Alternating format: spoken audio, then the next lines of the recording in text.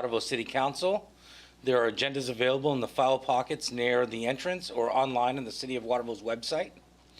All items appearing on the consent agenda are voted on in one motion and vote, and generally these items are routine in nature and do not require discussion.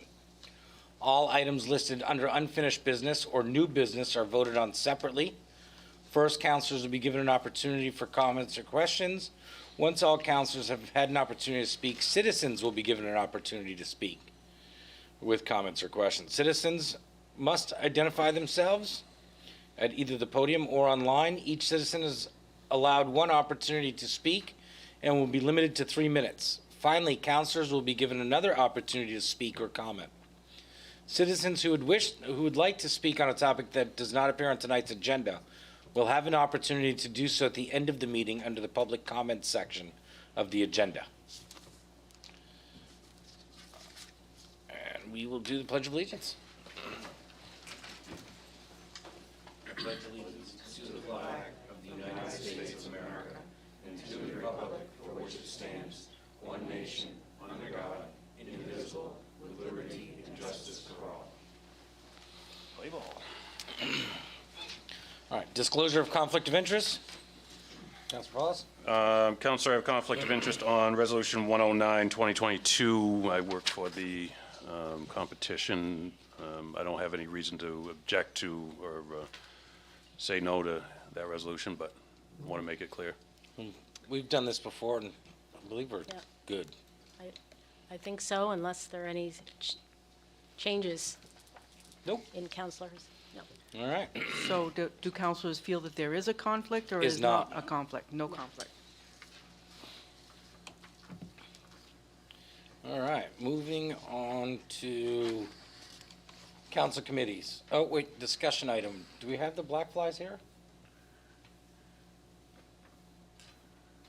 We do not, but we do want to talk about that topic. Okay. Are we doing that first?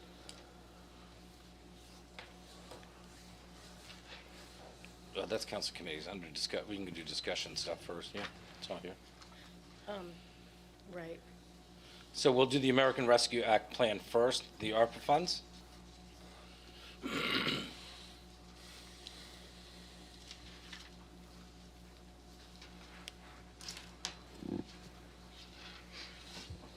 Hi, Jennifer. Hi. I need to move this down significantly.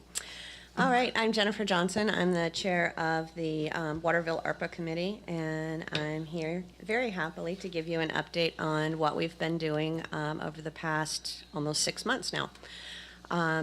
In addition to helping make recommendations to council about how these funds should be allocated, we were also tasked with helping to make recommendations for city funds to outside agencies.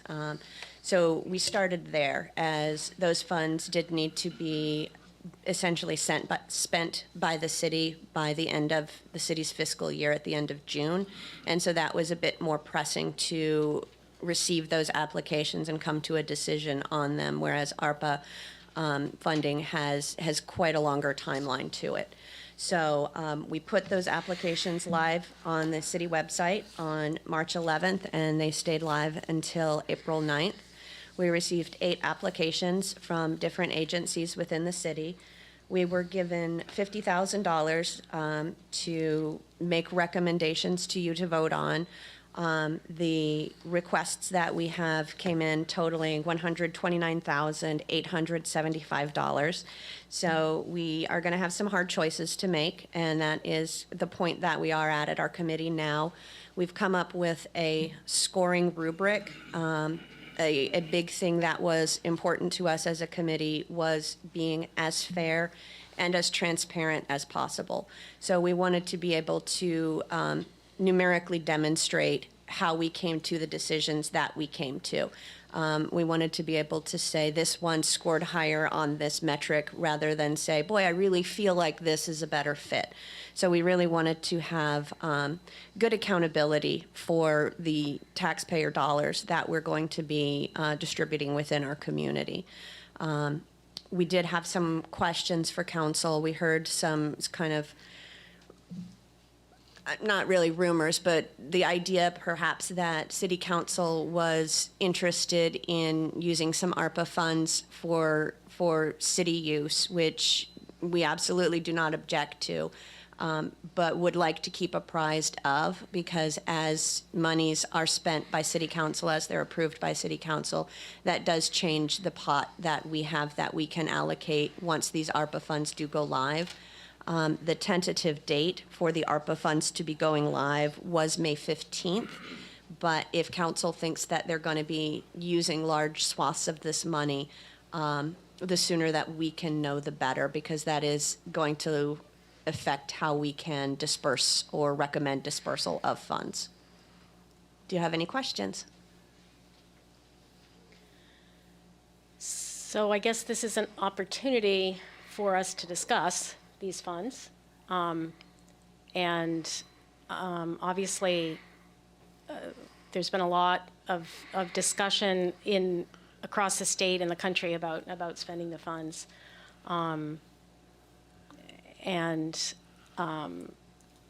We do have a process for putting out the funds to the community for ideas, but yeah, I mean, I guess I'm curious what my fellow counselors are thinking. I'm on the committee, so I've talked about it a lot with the committee. What would you like to know? I can explain kind of the thought process that the committee has gone through in deciding what priorities should be for where monies should go. There were surveys put out to city residents. We've looked at census and demographic information. We've looked at kind of the state of the community report by KVCAP, and really the areas that stood out. Just from the citywide survey that went out, housing was a clear leader, followed by health, drugs, mental health, education, and transportation. And then kind of distantly following were childcare, recreational opportunities, and technology. And that's really, we're looking to try to focus funds into areas where it seems to be needed most, not necessarily the newest, fanciest idea, but what is going to have the most impact, what is the highest need. And one of the metrics that we're looking at is how many people is going to serve. Is this a project that is going to have longevity? Is it going to continue going once whatever pool of money that we've given them runs out? Because we want it to be a sustainable thing in the community. And so those are some things that we're looking at. But we're being very deliberate and very thoughtful about this because, again, it's not our money, it's all of our money. And when you're spending everyone's money, you want to be careful and conscientious. I think part of the reason for talking about this tonight is just to get council approval on, yes, we want to go ahead and post these applications and have receive applications. Many people have already expressed informal interest. And, you know, obviously the final decision is ours, but just wanted to run it by council before we go ahead and post an application and invite applications. I don't have any objections to that. I mean, you know, we're going to clutter things up if we start getting into nitty-gritty right now. It seems like you know, the committee's got a firm handle on how this is going. I'm not going to interject on this. Let's see where this ends up, and then we'll go from there. So I don't have any objections. So the discussion that was had at the Finance Committee was that what ARPA funds were eligible for, that has changed a bit and opened some things up so that we could potentially fund or do some things that we would fund out of general fund or things like that in our budget, you know, like, and things that might bring us some revenue down the pipe. And so I think that was the pause before we roll this out and say, hey, we've got this big pot of money, like what other needs do we have in the city first, before we roll this out, and just be like, okay, well, I applied for this, and then like, unless we earmark X number of dollars that you want to play with, then great. But I think that was the reason for the pause, is for us to go through the budget and get through the budget process and see where we're at that point. You don't want to wait till the end of June, though, For what? getting through the budget process. What do you mean? You just said you wanted to wait till get through the budget process to see what kind of money you needed. No, he wants to go through the budget process before What- we what are before we those- what release are those- the application. 10-4. Right. So that nobody's just applying for, I mean, if you guys end up spending $1.1 million, which seems unlikely, but Right. if you were to do it. I mean, agree. They'd have, what would they be applying for at that point? Right. Yeah, So- I mean, it's a bit of a chicken and egg situation because there could be some amazing ideas out there. But I also hear what you're saying, Mike, about wanting to look at the budget and consider priorities that we have in front of us, so. And we don't want to ask people to apply for money that's not there. Correct. Right. And I did want to say that previously for outside agencies, what they had been doing when they were requesting funds from the city is they've been just coming to city council and doing an ask. And what we've done is created a process that should be sustainable going forward. If you keep a committee like this formed, we've got an application process, we've got a grading rubric, and so this should take at least a little something off your plate so that you don't have people coming to you asking initially. It will be reviewed by a committee, made sure that they have their financials in order, that it meets goals set out by the city as it's something that they're looking for, and then it would come to you as recommended to fund, and then the decision would be up to council. But, yes, I have one point of clarification. absolutely. When you say sustain, and I just want to be very, very clear. The year is 2022, we give $10,000, $15,000, $20,000 to some entity. You want us to be able to fund that to 23, 24, and No. off into the horizon? No. What we're looking at is if I give you $10,000 to run a shelter for stray kittens, when your money runs out, is your shelter gone, or are you going to be able to sustain that without us? Thank you for the clarification on that. Don't tell my wife about the stray kitten idea that's in your head. We're sending them to your house. I don't think so. You got all that land in No, Winslow? please don't. Does anybody else have any questions? Steve? I have one quick question of Jennifer. Yes. When do you expect to be coming forward with these recommendations? I'm hoping within a week or two. We have gone through our initial rubric, and the point we're at now is the committee is coming up with follow-up questions for the agencies that have applied. Once we ask the questions of the agencies, and we should finalize those questions this week. Next week, we will be asking the questions. I'll present those to the group. I would imagine, not this Friday, but the following Friday, the group should come up with its recommendations, and after that, it will be sent to council, and I think that depends on council schedule and how quickly it can go from us to your agenda. Good. Thank you. You're welcome. Counselor Frankie? Yes, I would just like to comment that I believe that this is really a breath of fresh air to have a system in place to make these kinds of decisions in an open and thoughtful way. Thank you very much for your work. Thank you. It's been a pleasure. Yeah, I just want to echo that and thank Jen and all the members on the committee who have worked incredibly hard, really, and it's harder than it might seem. But the discussion's been thoughtful, and I am really proud of the process we have as well. Thank you. Thank you. Anyone else? Thank you. Thanks, Jennifer. All right. Moving on to the use of Reed Field. Go ahead, Steve. The organization that manages and organizes the Waterville Black Flies youth baseball team. It's a traveling team. They've come to the city and they've asked if they can use Reed Field on Armory Road as their home field.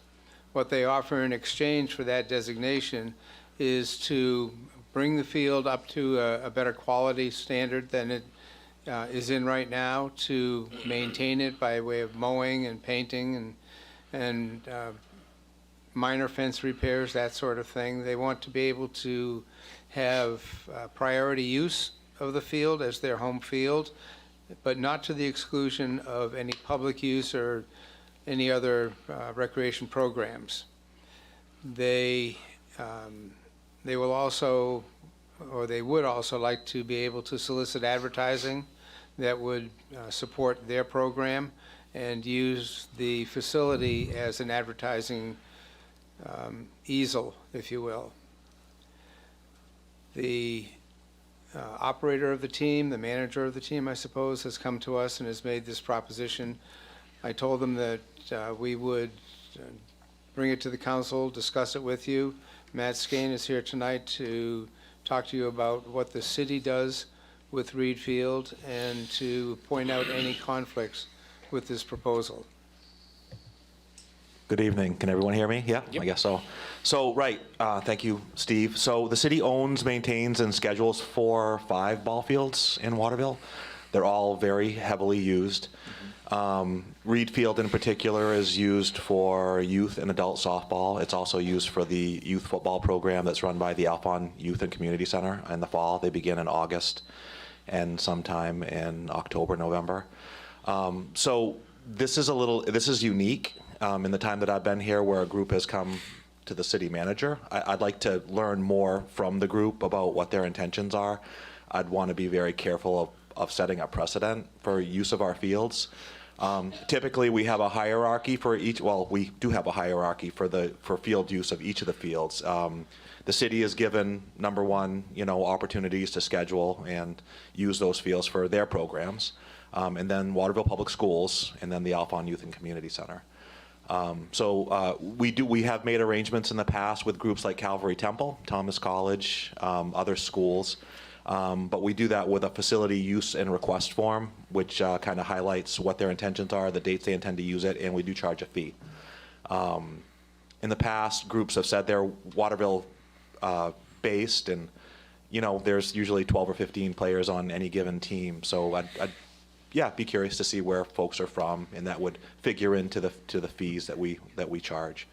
The field's in pretty good shape too. I think Reed Field's in very good shape. Meeting with Councilor Morris and a couple others from the Alphon Youth Center to take a look at the snack shack, because we set aside money in the bond last year to make improvements there. So, we're picking away at it, but it's the field's in pretty good shape as it is now. But of course we support youth sports and programs, so I'd like to connect directly with those folks if that's. Yeah, this is more of an introductory conversation with you to let you know what's happening. Matt and I will get together with the Black Flies organization and talk it through and see if it's a viable program. My caution comes from an earlier situation that I've already weathered, where something that was free turned into $1.9 million. So I'm not exactly jumping up and down for joy as much as I'd love to be right now, because somebody says, we'll pay for that, and the city of Waterville doesn't have to. So I'm cautiously optimistic that we can make something like this happen. But last time wasn't exactly the best of ideas or intentions, so. Understood. Rick doesn't want to pay for it. I don't even think you need to pay for it. There is. I got told that before too. Any So, questions?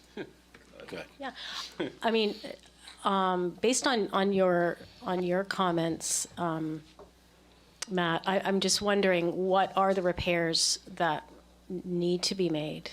And Not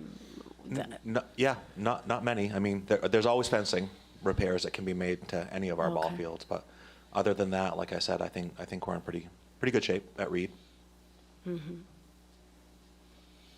okay, and right now it's used by groups all over the city.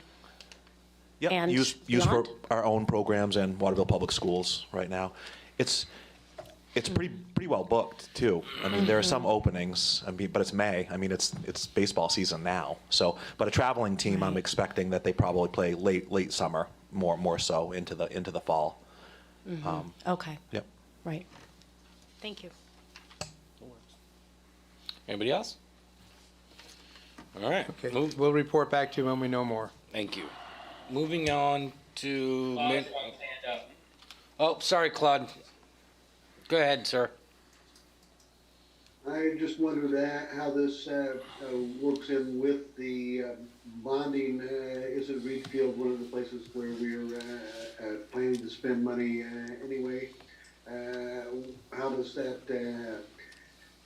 that work in terms of the money that we're planning to spend?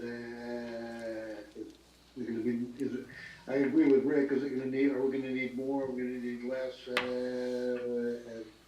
We need a little bit better picture, I think. Yeah, I'm sorry. I missed, if there's a question, Counselor, I missed it. I can say that it doesn't figure in much as far as the improvements. We set aside $25,000 for improvements to the snack shack. And I don't see that this group would impact it either way. It's something that we need to do regardless of whether or not this baseball team participates at Reed Field. Okay, just something I agree with Rick. About this, but I want to go back to the last one just for clarification. You guys, some sort of consensus for the committee, release the application or don't release the application? Well, I mean, my recommendation would be that if they're going to finalize verbiage and whatnot and come back and report in 2 weeks, like if we're eligible to be back in 2 weeks, then that gives the Finance Committee another couple of weeks to meet to kind of get a clearer picture to see where we might be going. And I think we can, at that point, say, okay, this is what I think we're going to have, and this is what we're not, and this is, like, let's release it with the stipulation that we're going to earmark X dollars at this point, and people can apply, and we'll move forward at that point. I think that would probably be the responsible thing to do.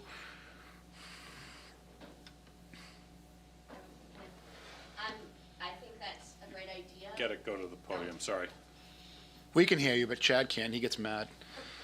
He wants to see you on camera. Right. I think that's a fine idea. I would request if, that just let us know how much you're going to earmark for yourselves so that we, as the committee, know how much is left for us to allocate. And if you could give us an idea of what you're going to be doing with it. You don't have to be super specific, but as we're judging what we're recommending to fund, I don't want any duplication of services or areas. So if you're putting a lot into, say, mental health or housing, I don't want to duplicate those areas, and I want to focus maybe on other areas that might need more support. So if we can stay in contact with each other as we're distributing those funds, that would be really excellent. Yeah. Bill's on this committee, right? No. Bill Post? Yes. Yeah. He's- So he, I mean, and Rebecca, you're in this thing. So yeah, I don't think there's going to be any issue with communication Fantastic. whatsoever. All right. So, yeah, Thank you. I just want a clarification before we go any further. Thank I you. appreciate you wanting clarification. Thank you. Council committees? No? Councilor Frankie?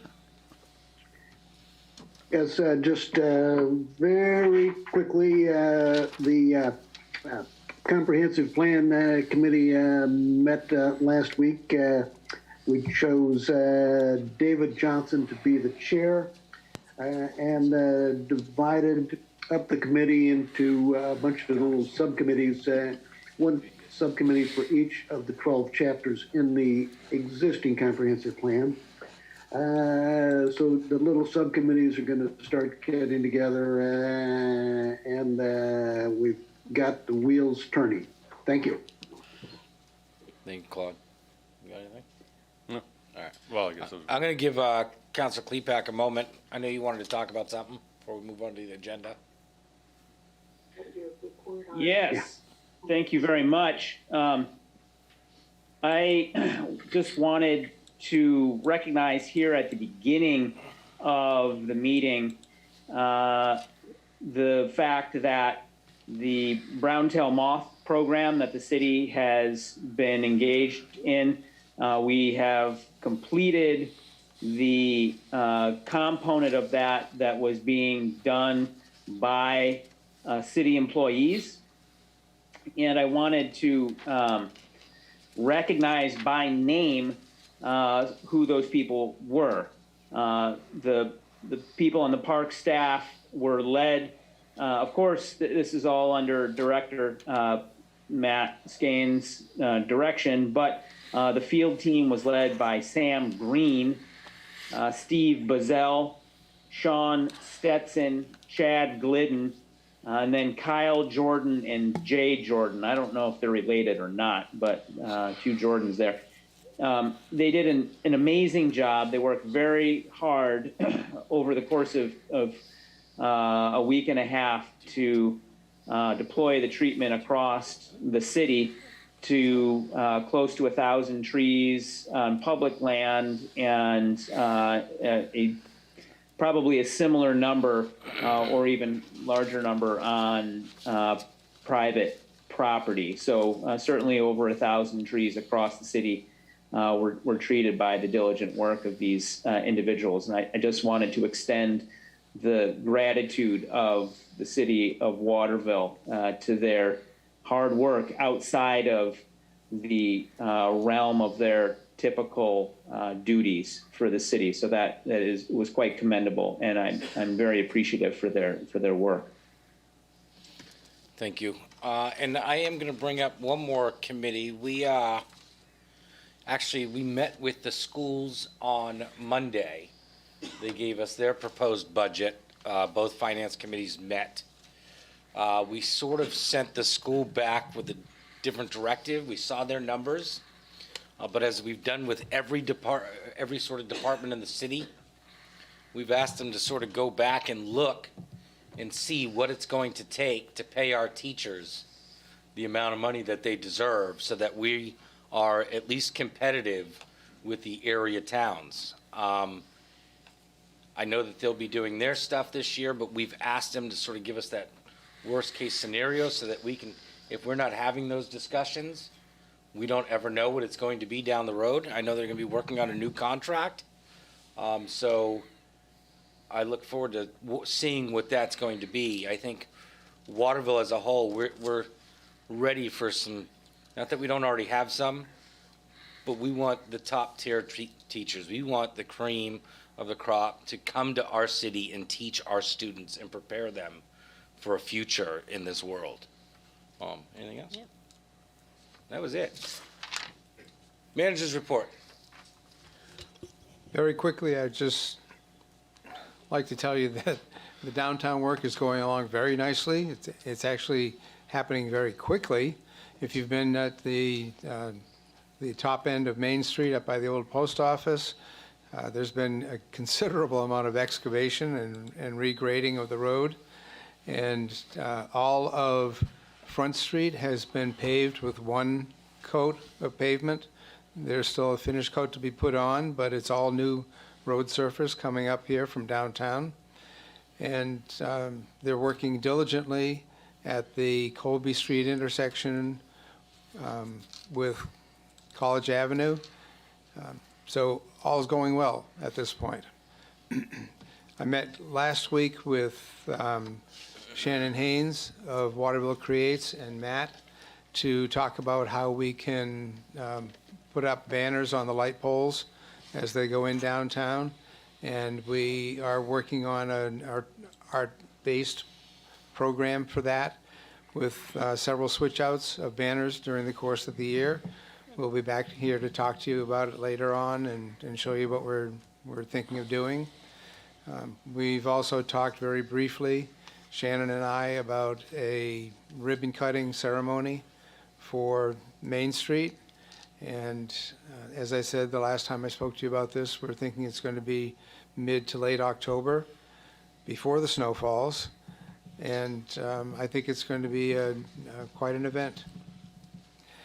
I have nothing else to report on tonight. Things are going well. And I'll be happy to answer any questions that the council has. Counselor Foss. Mr. Daly, Webb Road has the tale of two solar farms going on right now. One that is picturesque and beautiful and making power, I think pretty close to making power. Pretty close. The other one is not even a mirror image of that. Can you explain to me why those two are so vastly different? Yes and no. Okay? What Councilor Foss is talking about is that there's a large solar array that's been installed on the west side of I-95 that is, it's constructed at this point. I don't believe it's operating yet. It's probably on about, I don't know, 30 acres of land. And then it was well done. It's in sort of shielded by the woods from the street. But we come across to the east side of I-95 on Webb Road, almost to the intersection of 8 Rod Road, and it's the former Runcer property, which is city property that was leased to a company that's building a solar array there. They cut the trees, or their contractors cut the trees right back to the property line and all the way out to the street. So what we have there now is just a bare open field that's being grubbed, and the solar frames are already being installed. It created quite a furor with the neighbors in the area. I think there are 3 or 4 houses there, but they were quite upset that any shielding or screening of the property had been removed.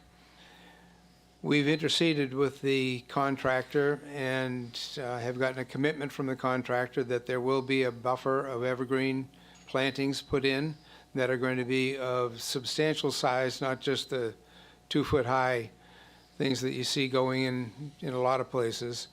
But this all happened because the lease that the city signed with the owner of the array called for a 70-foot buffer between the existing properties on that side of Webb Road and the solar array. The story I'm told is that the owner went to the planning board for a site plan review and persuaded the planning board to reduce that buffer to 10 feet. That either happened before I was here or it happened without my knowledge. Certainly, we would have tried to enforce the 70-foot buffer. The contractor nonetheless cut right to the property line, and it created quite a problem. It's a mess. So- To be blunt, it's a mess. Can't hear you. It's a mess. Yeah. So, How, not going to happen again. You know, I won't let it happen again. And I think that the planning office and my office are in much better communication now, so that when these things are coming in planning's direction for something other than what the city has negotiated with a contractor, I'll be hearing about it and we'll step into it. so you say that changes are made at the planning board, but did it come to the city council? You would think that. Now, that's I don't the story I'm told. I haven't investigated it yet. I think we should investigate that a little bit more. And if we were supposed to have 70 feet, they should figure out a way to put them trees back. They weren't theirs. Claude's got his hand up. Claude? Huh? Claude's got Claude, please, go ahead. I can't see with the white. I joined the council 2.5 years ago. This deal had already been in place at that time.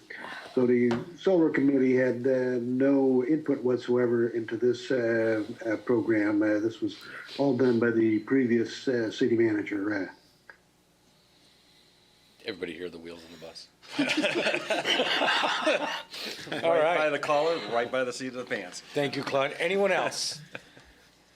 If I may, Yes. since we're on this topic, if you've driven the length of Webb Road and seen these two solar farms or arrays, you can get a sense of just how large these things are in order for them to be profitable for the owners. One of the concerns that I have, that I'll be talking to you about further, is that we're turning over 20 and 30 acre parcels of land that could support housing.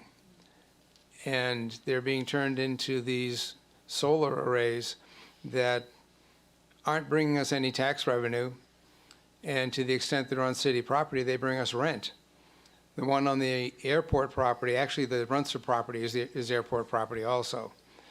But the one on the other end of the airport runway is a real moneymaker for the city. We've talked about that several times in the past few months.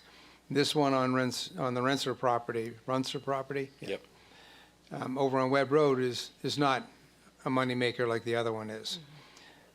But I think that we have a conflict right now where we have a high demand for housing and we're licensing or zoning property in large tracts to be solar farms.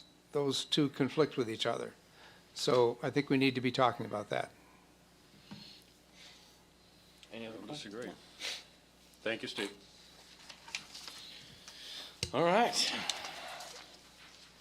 Moving on to the consent agenda. So moved. Roll call, Pat? Yes. Oh, Yes. Sorry, I'm not on. Counselor DeBrito? Yes. Counselor Klepak? Yes, actually, I had been trying to ask the city manager a question before we moved on to the consent agenda, but. I'll let you ask it. Yeah, Go ahead. I wanted a status report on the potential challenge of the census and the implications for the redistricting that has and federal aid, et cetera. I want to know what the status of that process was. That's a very timely question. We've engaged our legal counsel to look into the matter. Bill Lee has been in touch with the Census Bureau and has learned what process we have to go through in order to challenge anything. He's also spoken with Colby College, where we believe that we lost several hundred head counts in population. Colby reports that they sent in a census of their own student body to the Census Bureau, counting 1,900 students, I believe. And the count that we got back from the Census Bureau was about 1,000 less than that. So we're concerned about that, obviously. And we discovered in working out some scenarios in GIS format that the census block that is Thomas College has a head count of 0, which gives rise to the question of how many others are wrong and where are they? So we're doing a pretty fine combing of all that data to see if there are other problems with it. And we're arming our lawyer with as much ammunition as we can provide so that when he goes back to the Census Bureau, he can point out where they're wrong and we're right. Thomas, predominantly Maine residents, Yeah. get 0, and Colby, predominantly out-of-state residents, get counted. You ready for this? Patty. That's fantastic. Patty, can you tell me what the census tells us about the junior high school? It appears that the census block numbers were flipped, that the junior high block has the data for Thomas College. That's what it appears. What could go wrong in all of this? So we got people living at the junior high. There are 464 people living in the junior high school. Yeah, 464 people living in the junior high school. Explains the But addition. the problem that it That's why we need creates the for us- addition. The problem that it creates for us is that in trying to combine census blocks in order to get the ward lines balanced out, the numbers are very difficult to manage. And when you have some census blocks that have 3 or 4 people in them and others that have, there's one that has 974 people in it, you can't be exact, you can't fine tune things. So it's very, very difficult with what we're trying to do. But if the numbers are wrong or they're in the wrong places, we have to get that straightened out before we can really give it to you to make decisions. And that's going to be part of our challenge. Councilor Green. So what's the process of reconciling the data with finding, determining that the data is correct? Well, We at need this to defer point, to the city attorney and have him work with the federal census. Can I interject on this one, Rebecca? Remember when I wanted the curbs pushed back a foot? And it was 12 to 18 months? Yeah. We're talking about a full census review. Well, I'm just curious as to why the data that we received was so compromised. Didn't it came from the federal government? Well, there's your answer. it did. Okay. Washington counted it, and Washington told us what the numbers are, and we right now can't trust them. It was during the spring and summer of 2020. Everything was out of whack. Yeah. Yeah. Councilor Frankie? Well, just very quickly, this is a bureaucratic procedure. I'm sure that the census has a complicated procedure to follow. That's the way all the bureaucracies work. But it's not something that you can't do. So I'm sure our attorney will be in contact with the census and will be able to get some resolution. Now, Councilor Foss is right. It may take until the 2030 census before we get it straightened out. But be that as it may, there is a process, and I'm sure we'll be able to manage the only other thing to say is we may just want to look at the charter, and it appears to me that that the goal of the charter is equitable distribution of the inhabitants, and if we can do it based on our own census, maybe we can make an adjustment that's fairly reasonable while we wait for the official word from the Census Bureau. Any other questions right now? Can we get a report on the legality of that approach from Bill as well? Yes. I know Bill's already working on it. I've seen the emails. Now, onto the consent agenda. Okay, so I have Council Morris voting yes, Councilor DeBrito voting yes, Councilor Klepak, Yes. Councilor Green, Yes. Councilor Foss, Yes? Councilor Frankie, Yes, Councilor McCormick. Yes. The vote is 7 in favor and 0 opposed. Mr. Mayor, I make a motion that we read the entire agenda by title only. Second. Roll call, Patty. Council Morris? Yes. Councilor DeBrito? Yes. Councilor Klepak? Yes. Councilor Green? Yes. Councilor Foss? Yes? Councilor Frankie? yes, Councilor McCormick? Yes. The vote is 7 in favor and 0 opposed. All right, moving on to old business, Resolution 103, 2022. Adopt committee charges for ad hoc and standing committees. Move to adopt? Second. Any discussion? Councilor Green. So I have an amendment, I have 2 amendments to this resolution. One regards the charge of the City Finance Committee, and I did send that out to the councilors. What I'm proposing is just to bring it up to date with how the committee's operating and how it should be operating as far as reviewing our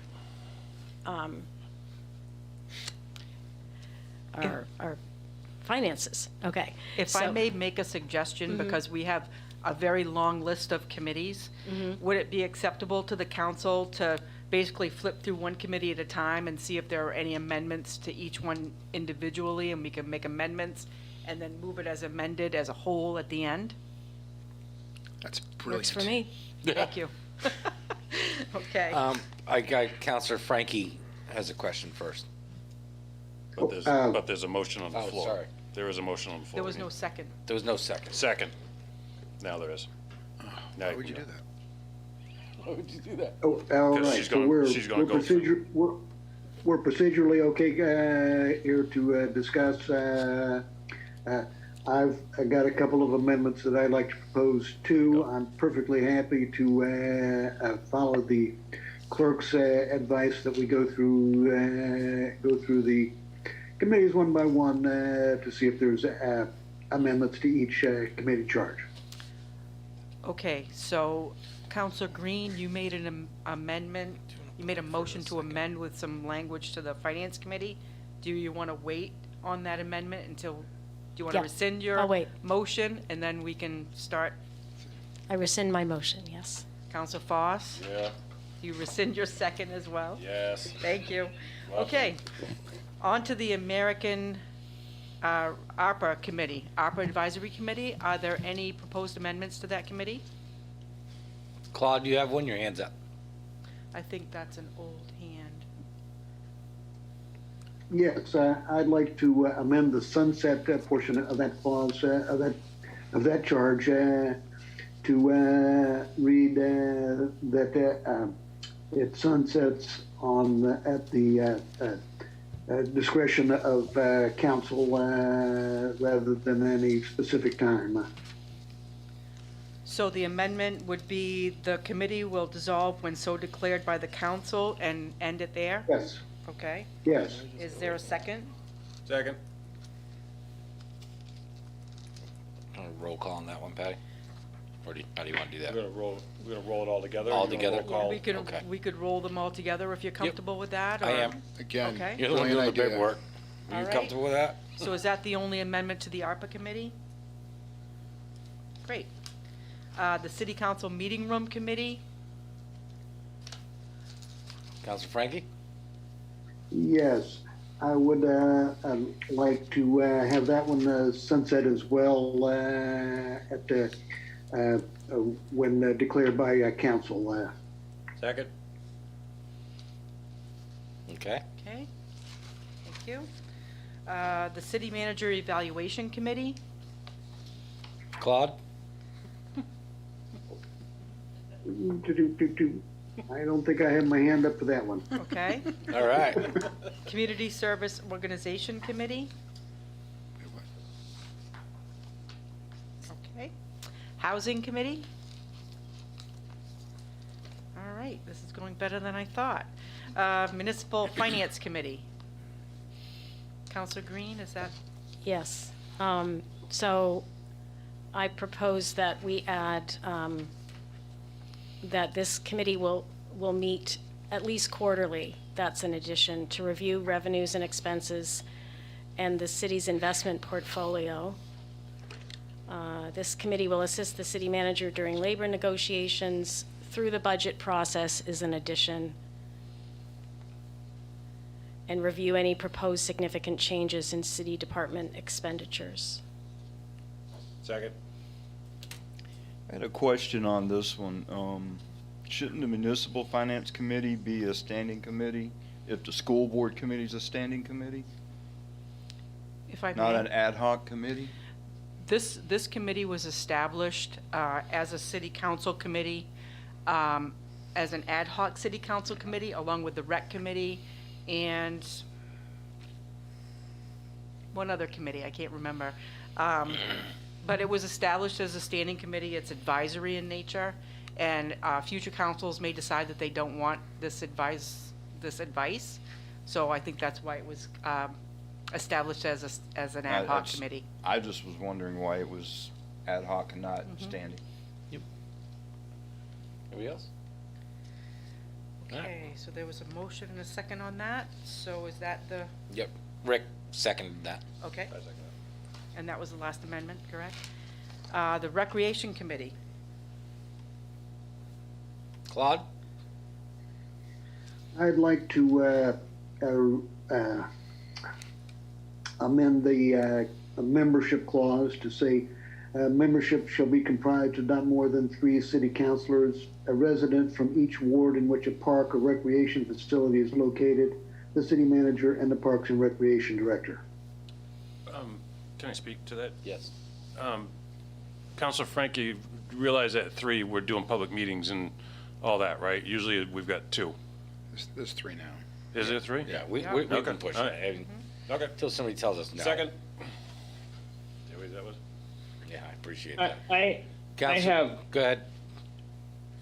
I would like to suggest an alternative to that, where to prevent that committee from becoming an unwieldy number of people, where the residents that participate in that represent wards not already represented by a city councilor.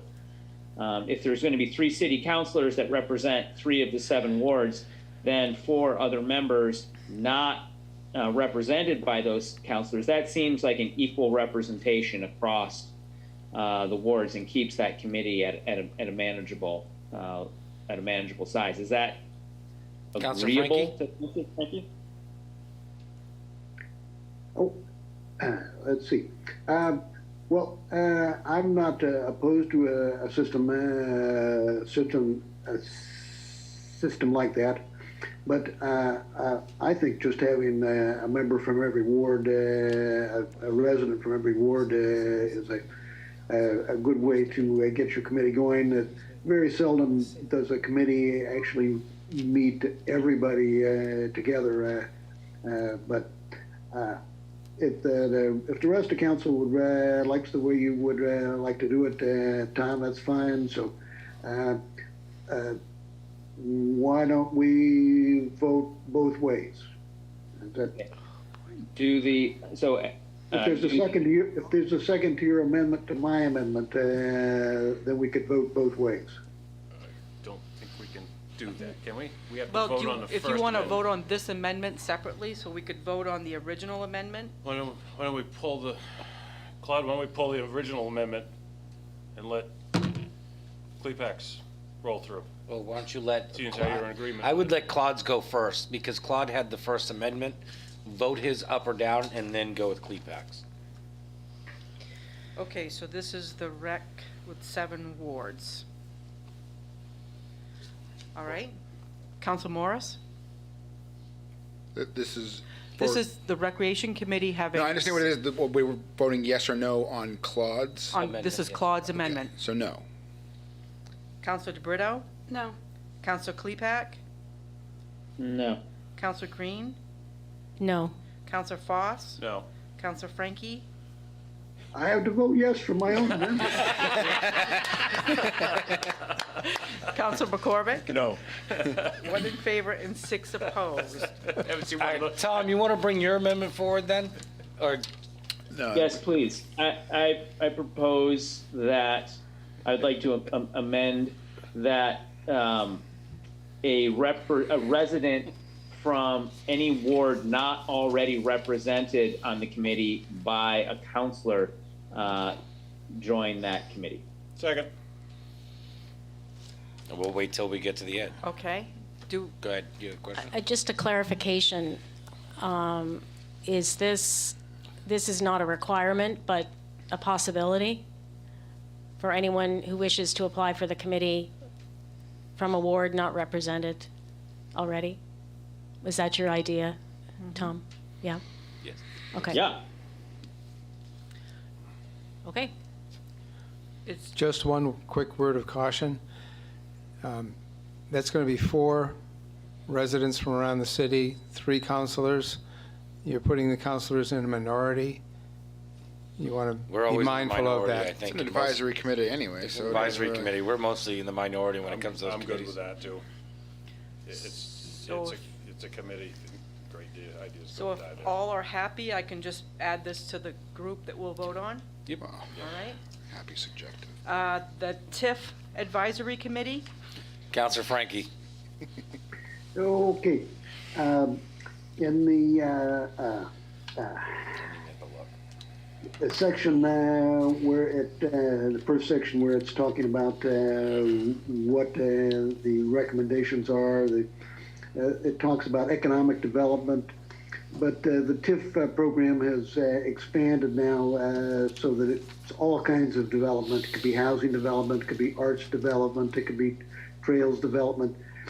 So I would like to strike the word economic to indicate that the committee's mission is much broader. And then I would also like to have this one be sunsetted by a declaration of council. I'll second it. That was another one I was wondering why it wasn't a standing committee. We're not getting away from TIFs. Instead of making it, For the same reason, future councils may not seek any sort of recommendation from an outside committee. all right. It's not required. Oh, no, it just made, we seem to be going in that direction. I think personally, that's to make them a standing committee and membership not more than 24 months without review. I just was wondering. Anything else to that, Counselor Frankie? Or are you good? No, that's all. okay. Moving on to the Transportation Committee. Any amendments to that one? Okay. Board of Assessment Review. Board of Zoning Appeals. City School Finance Committee. Comprehensive Plan Review Committee, Commission.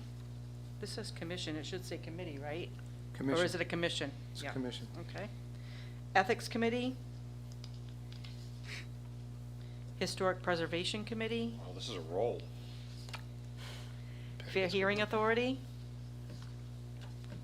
Haynes Charity Committee. Planning Board. Voter Registration Appeals Board. Boom. Okay, Oh, so. Counselor Green. Move as amended. Whoops. So I have another amendment, a general one. Given the large number of committees that we have on the books and the current language in many of them, which suggests that reporting is going to happen in every committee, at every council meeting, I'd like to amend that we use this language.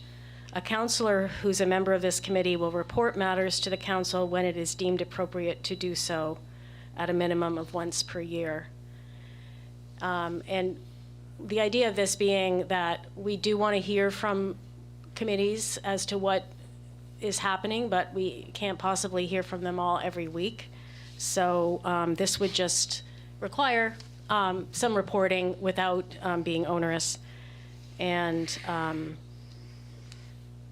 there are some, so that language would apply to certain committees because some committees have other reporting requirements that this wouldn't apply to. So the ones that I would recommend we adopt this language on are the ARPA Committee, the City Council Chambers Committee, City Manager Evaluation Committee, Community Services Organization, Housing, TIF Committee, Transportation, and Historic Preservation Committee. I will second that, and thank you for not bringing those up at every single one of them. Okay. So we're going to vote on all the amendments. Yep. Yep. Roll call, Patty. Counsel Morris, Yes. Counsel DeBrito, Yes. Counsel Klepak, Yes. Counsel Green, Yes. Counsel Foss, Yes. Counsel Frankie, Yes, Counsel McCormick. Yes. The vote is 7 in favor and 0 opposed. Move as amended. Second. Flavia. Flavia coming in. You've been replaced. Perfect. All set then? Yep. Counsel Morris, Yes. Counselor DeBrito, Yes. Counselor Klepak, Yes. Counselor Green, Yes. Counselor Foss. Yes. Counselor Frankie, yes, Counselor McCormick. Yes. The vote is 7 in favor and 0 opposed. Mr. Mayor? Yes. Patty, this is why we don't talk about 8:15 before we get going. You Just wrote saying. it. Like, all right. Moving on to new business, Resolution 106, 2022. Authorize issuance of a liquor license to Pizza Hut. Move to adopt? Second. Any discussion? Oh, now there's confusion. Patty, can I get a roll call? Counselor Morris, Yes. Counselor DeBrito. Yes. Counselor Klepak, Yes. Counselor Green, Yes. Counselor Foss. Yes. Counselor Frankie, yes, Counselor McCormick. Yes. Vote is 7 in favor and 0 opposed. All right, moving on to Resolution 107, 2022. Authorize issuance of a victualer's license to Pizza Hut. Move to adopt? Second. Any discussion? Patty, can I get a roll call? Counselor Morris, Yes. Counselor DeBrito. Yes. Counselor Klepak, Yes. Counselor Green, Yes. Counselor Foss. Yes. Counselor Frankie, yes, Counselor McCormick. Yes. The vote is 7 in favor and 0 opposed. Moving on to Resolution 108, 2022. Approve bid award for City Hall boiler replacement. Move to adopt? Second. Any discussion? Steve, you want to tell us about it? Just quickly, this was a project that was in the budget for this year. The bids came in short of the estimate that we had for the work. The contractor that we prefer to use is a local heating contractor, has been the city's heating contractor for decades. At this point, they know the system. They've provided a better design from our standpoint, and they will get the work done very quickly. You may recall that there are 2 or 3 reasons for doing this. One is that the boilers are over 30 years old. It's time to replace them. The oil tank that is buried in the parking lot behind the Opera House has an island over it where the fill pipe is, that is a major obstacle to vehicles, especially tour buses and trucks delivering scenery for maneuvering in the parking lot. And then finally, we'll convert to gas, natural gas, which will save us money in the long run. I do like that we picked somebody local. I appreciate that very much. Yep. Anyone else? All right, Patty, can I get a roll call? Counselor Morris, Yes. Counselor DeBrito, Yes. Counselor Klepak, Yes. Counselor Green, Yes. Counselor Foss. Yes. Counselor Frankie, yes, Counselor McCormick. Yes. The vote is 7 in favor and 0 opposed. Moving on to Ordinance 109, 2022. Amend the zoning ordinance 5 Middle Street and 72 Pleasant Street. Move to adopt? Second. Any discussion? Go ahead, Rebecca. Yeah, so in the minutes of the planning board meeting, I noticed that some hours of operation were mentioned for the office, and I'd like to have them included in this ordinance so that it's clear when that building will be used. The hours of operation were a major point of discussion the last time we looked at this property, so I think we should include it here. May want to think about overtime during summer season, spring seasons, when that business particularly picks up. You may have, if you're locking it down to a certain time, you're going to lock down their ability to do business after those hours. And I'm telling you that springtime is from about February through April, May, their business picks right up. Do you have a suggestion for times? 8 p.m. would be. Well, okay, that was what was discussed at the planning board, and resident input was sought then, and that's what was, I hear your point. I'm just telling you from my chair, Yeah, where I sure. work, and if you lock it down, they may, and they've got to pull overtime that night, Mm-hmm. What time is the gas station open? Very late. 9 mean- o'clock? I mean, I think 8 is reasonable as well. I just think that the hours should be mentioned. If they're using it just, and I'm not being argumentative, I'm looking at it from the way I see it on my side of the fence is, it's an office building. I could see it if they were running trucks and running lumber and all that. But if it's just office use,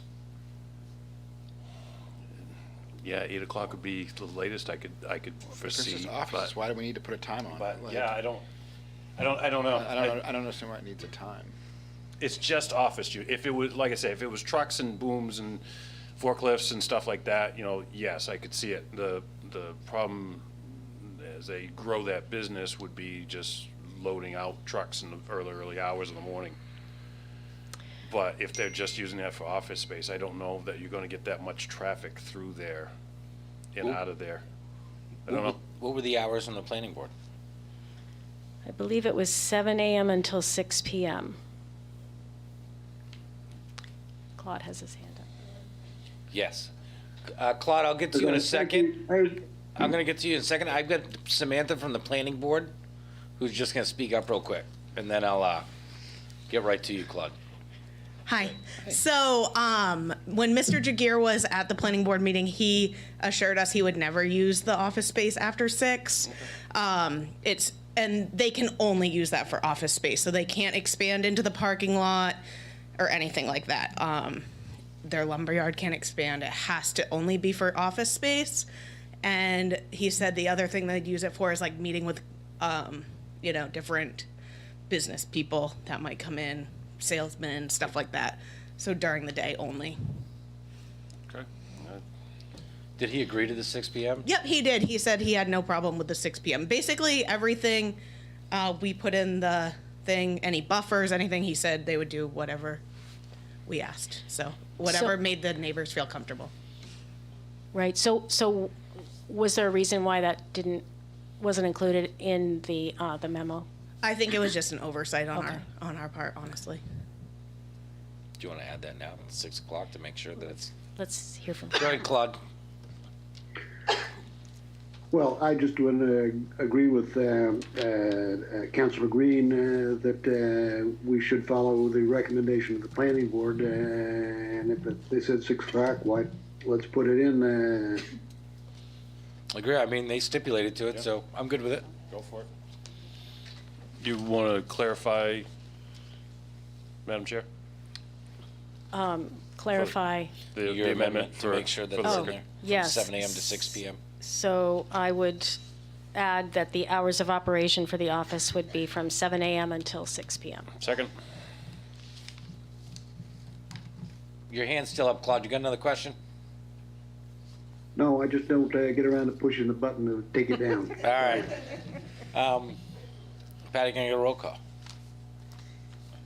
Yes. Counsel Morris? Yes. Counsel DeBrito? She just stepped away. Oh. Counsel Klepak? This is on the amendment? This is the amendment of adding the hours of 7 Yes. a.m. to 6 p.m. Counselor Yes. Green? Yes. Counselor Foss? Yes. Counselor Frankie? Yes? Counselor McCormick? Yes. The vote is 6 in favor and 0 opposed. Move as amended? Second. Patty, can I get a roll call? Counselor Morris? Yes. Counselor Klepak? Yes. Counselor Green? Yes. Counselor Foss? Yes. Counselor Frankie? Yes? Counselor McCormick? Yes. The vote is 6 in favor and 0 opposed. All right. Moving on to ordinance 110, 2022. Amend the zoning ordinance 8 Highwood Street. Move to adopt? Second. Discussion. You want to talk about it?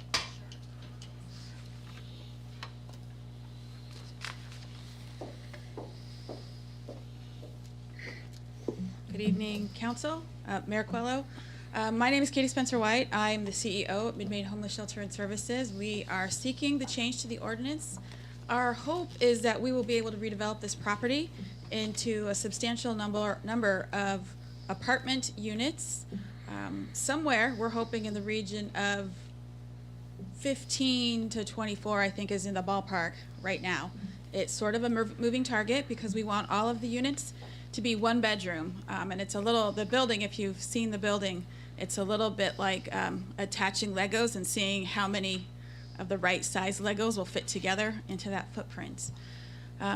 The funding that we're pursuing with Maine Housing is a substantial amount of funding, but one of the caveats to that funding, one of the things we want to achieve is to use some number of the units, that will be apartment units, as crisis housing for families with children.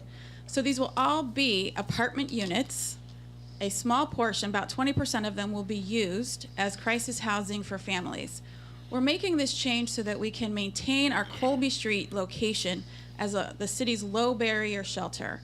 We are currently serving, throughout the pandemic, we have been serving people with convictions, experiencing major mental illness, substance use disorder at the Colby Street location, because we've also been operating a FEMA hotel. That's where we've located all of our guests who are families with children. The idea here is that congregate shelter is not a good setting for families with children who are experiencing homelessness.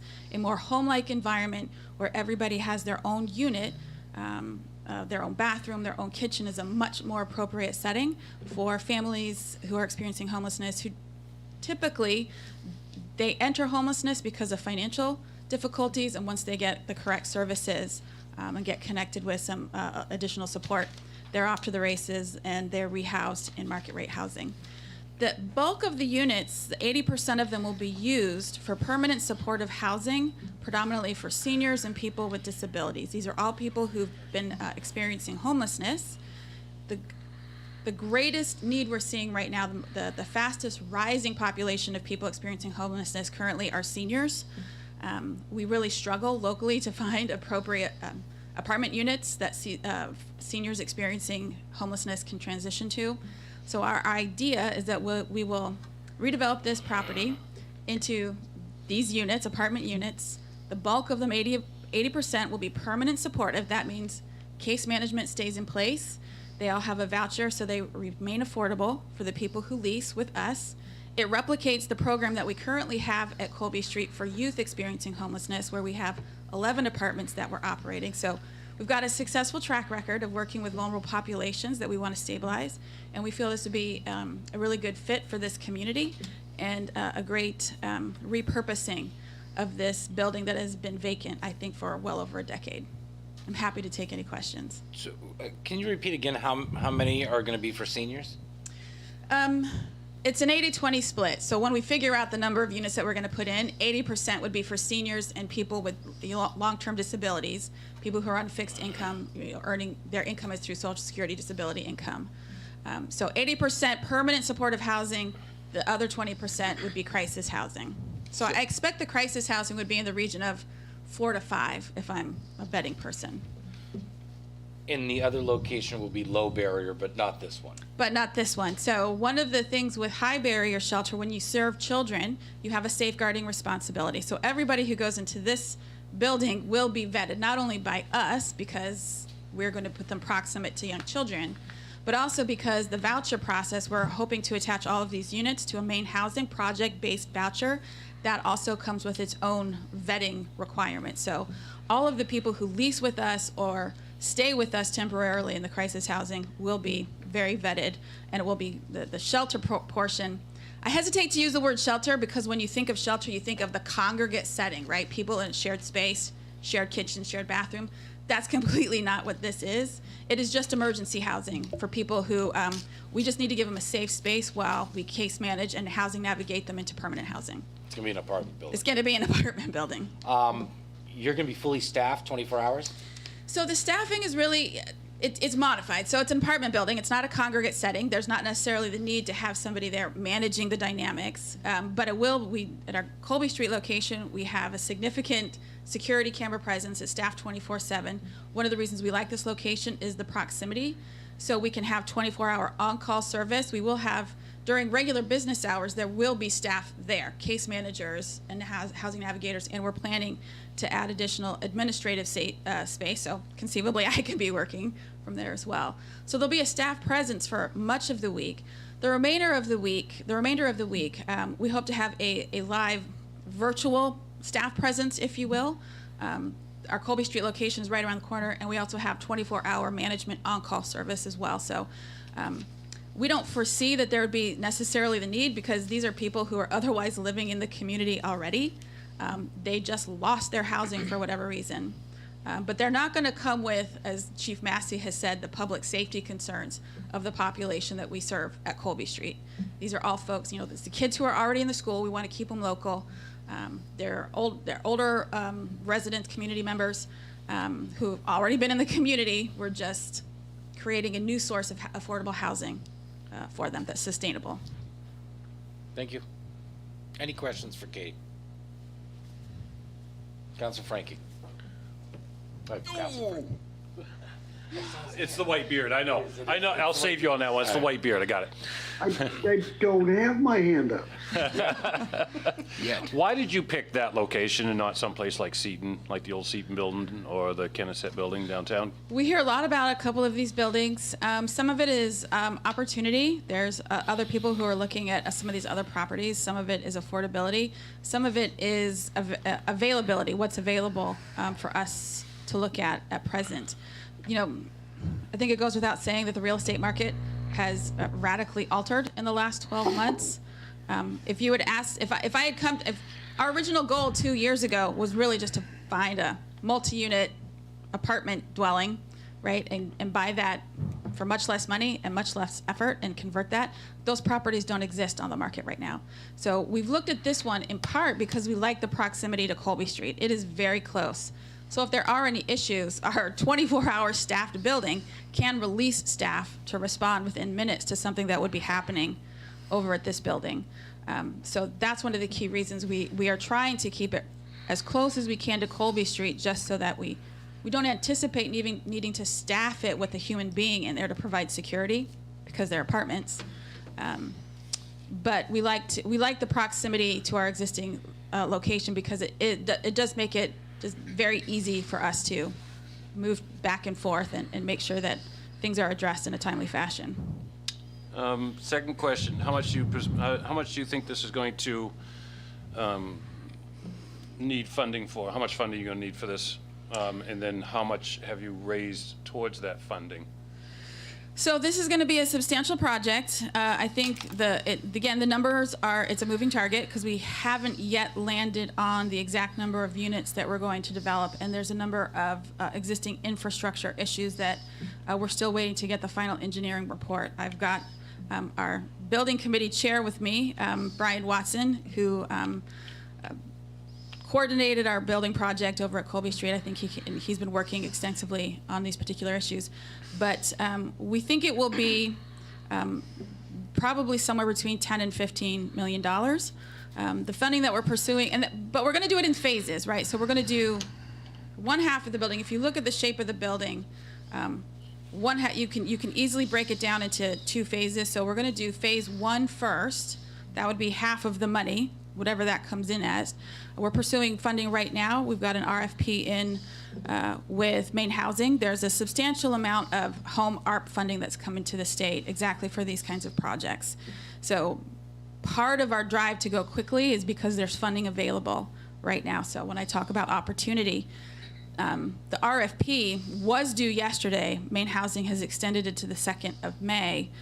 That's one of the reasons why we're simultaneously running on multiple tracks, doing our engineering work and initial site design while also looking to do the rezoning so that we can combine residential and some commercial in the same location.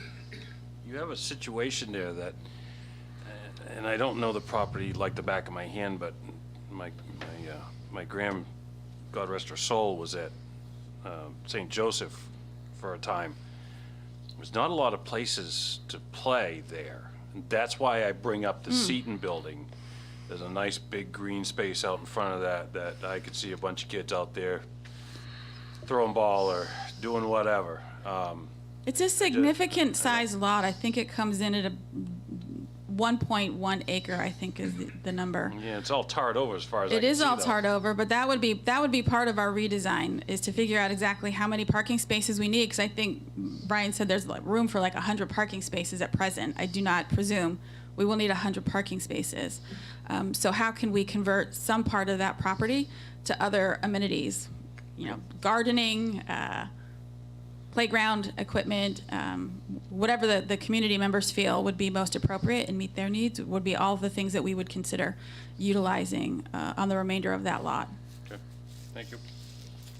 Any other councilors with questions? No, I think it's a great idea. I had one for Daley, but not for her. Oh, go ahead. Steve, is that taxable property right now or paying tax property right now? I can't say for certain. Okay, If it is, it ain't much. no, but Just, just say. okay. I mean, it looks like a hole right now, so. Are we gonna have to go through the buffers and everything again with the marijuana shop right down the street and all the rest of it that we had before? No, they're putting themselves in that position. Right, so my understanding is with the marijuana ordinance, if we were there before a business wanted to place that, then we could protest that, but if we're going into a location where there's an existing location, that would not be something we could challenge. And again, you know, this particular utilization for this building is gonna look markedly different than the utilization at Colby Street. And driving around Waterville these days, I think you'd be hard pressed to find a property almost at this point where you weren't in some proximity to that kind of retail business. We would limit ourselves if we tried to reject or resist many of these things. Thank you, Katie. I'm gonna open it up to the public, unless you wanna bring up any other representatives from your organization. I think that covers it for now. All right. Anyone from the public?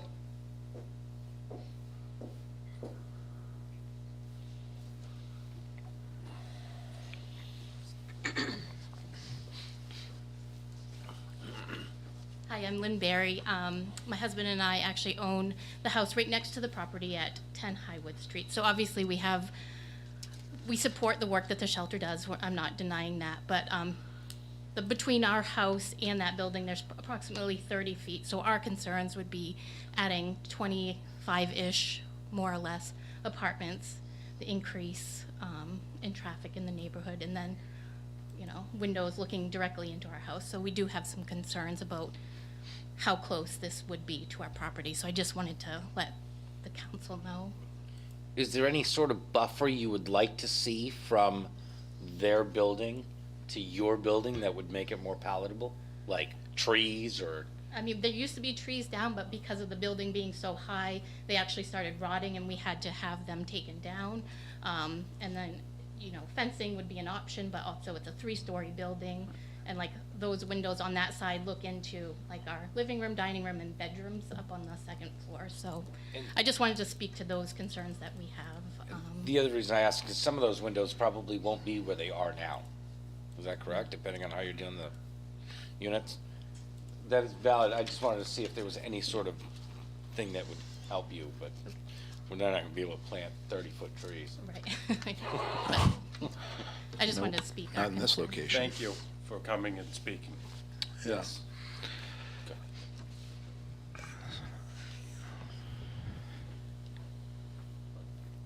So there are engineering solutions to that problem. I went over and walked around the property last Friday to see just what you're talking about, and I see clearly what that concern is. And it's not just the 3rd floor, it's the 2nd floor, and also your room looks directly into our rooms too. So it's a two-way peak, right? So there are solutions to that. There are louvered options, there's translucent glass, for example. There's things that we can do to help that process. Now, if we have a window that opens, is somebody going to open the window and look over and see something they shouldn't see? I don't know, but maybe we can come up with a solution, you know, that would work and it's realistic. I think, you know, planting a 30-foot tall hedge or putting up a big fence, it creates more hassle than I think it solves. but I think there are some other solutions. We all the time see homes that have bathroom windows on the ground floor that have that translucent glass in them.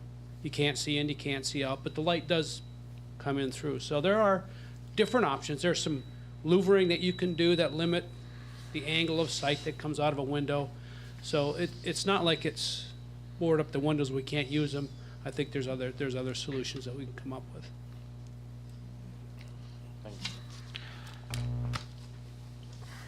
Go ahead, Steve. To answer your earlier question, that property pays $4,329 a year in taxes. Simple. Thank you. Go ahead, Counselor. So, yeah, I mean, like, I love the thought of this project. I really do. I don't like the location, you know, and I think that, you know, we have a responsibility to citizens and people that live in the community to, it's easy to say in a space like this and to allow certain reassurances to say, well, we'll talk about that, and then, yeah, there's really no option, but we've already approved it, and they're just going to move forward, and then these people are just left with having to deal with whatever the unintended consequence of the decisions that we make, you know, and it's like, well, it is what it is, you know, like, I'm not living next to it, but you know what, we have people that do.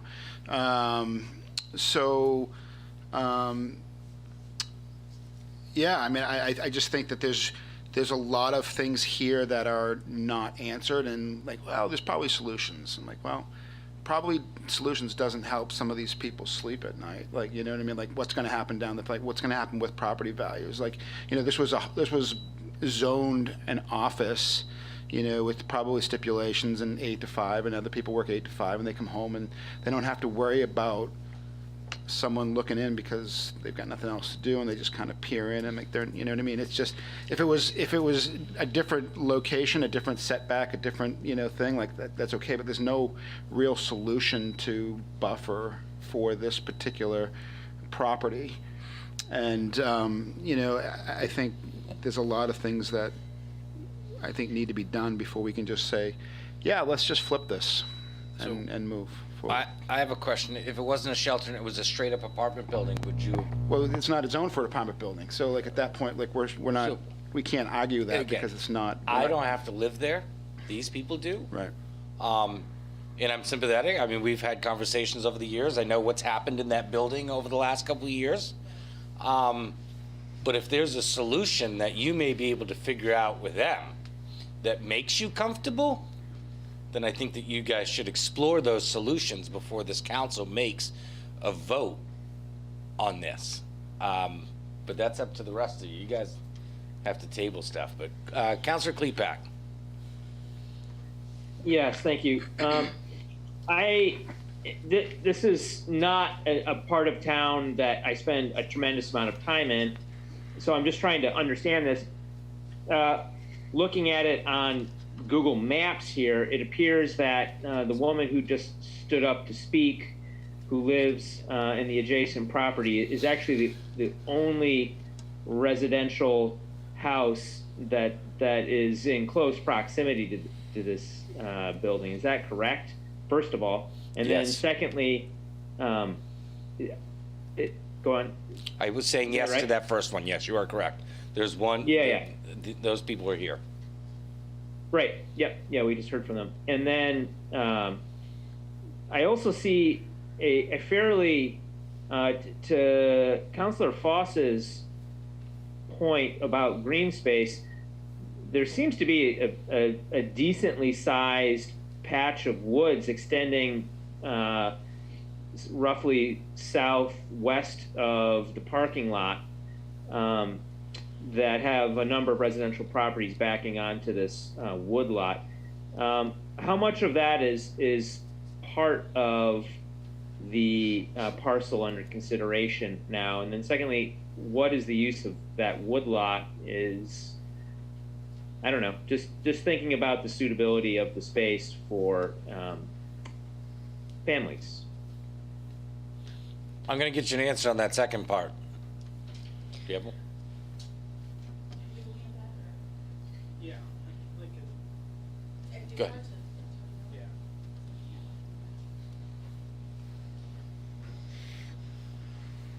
So it's interesting, I was wondering the same thing. So when I was out there on Friday at the property, I went down into that woodlot into that back corner, and I found an iron pipe.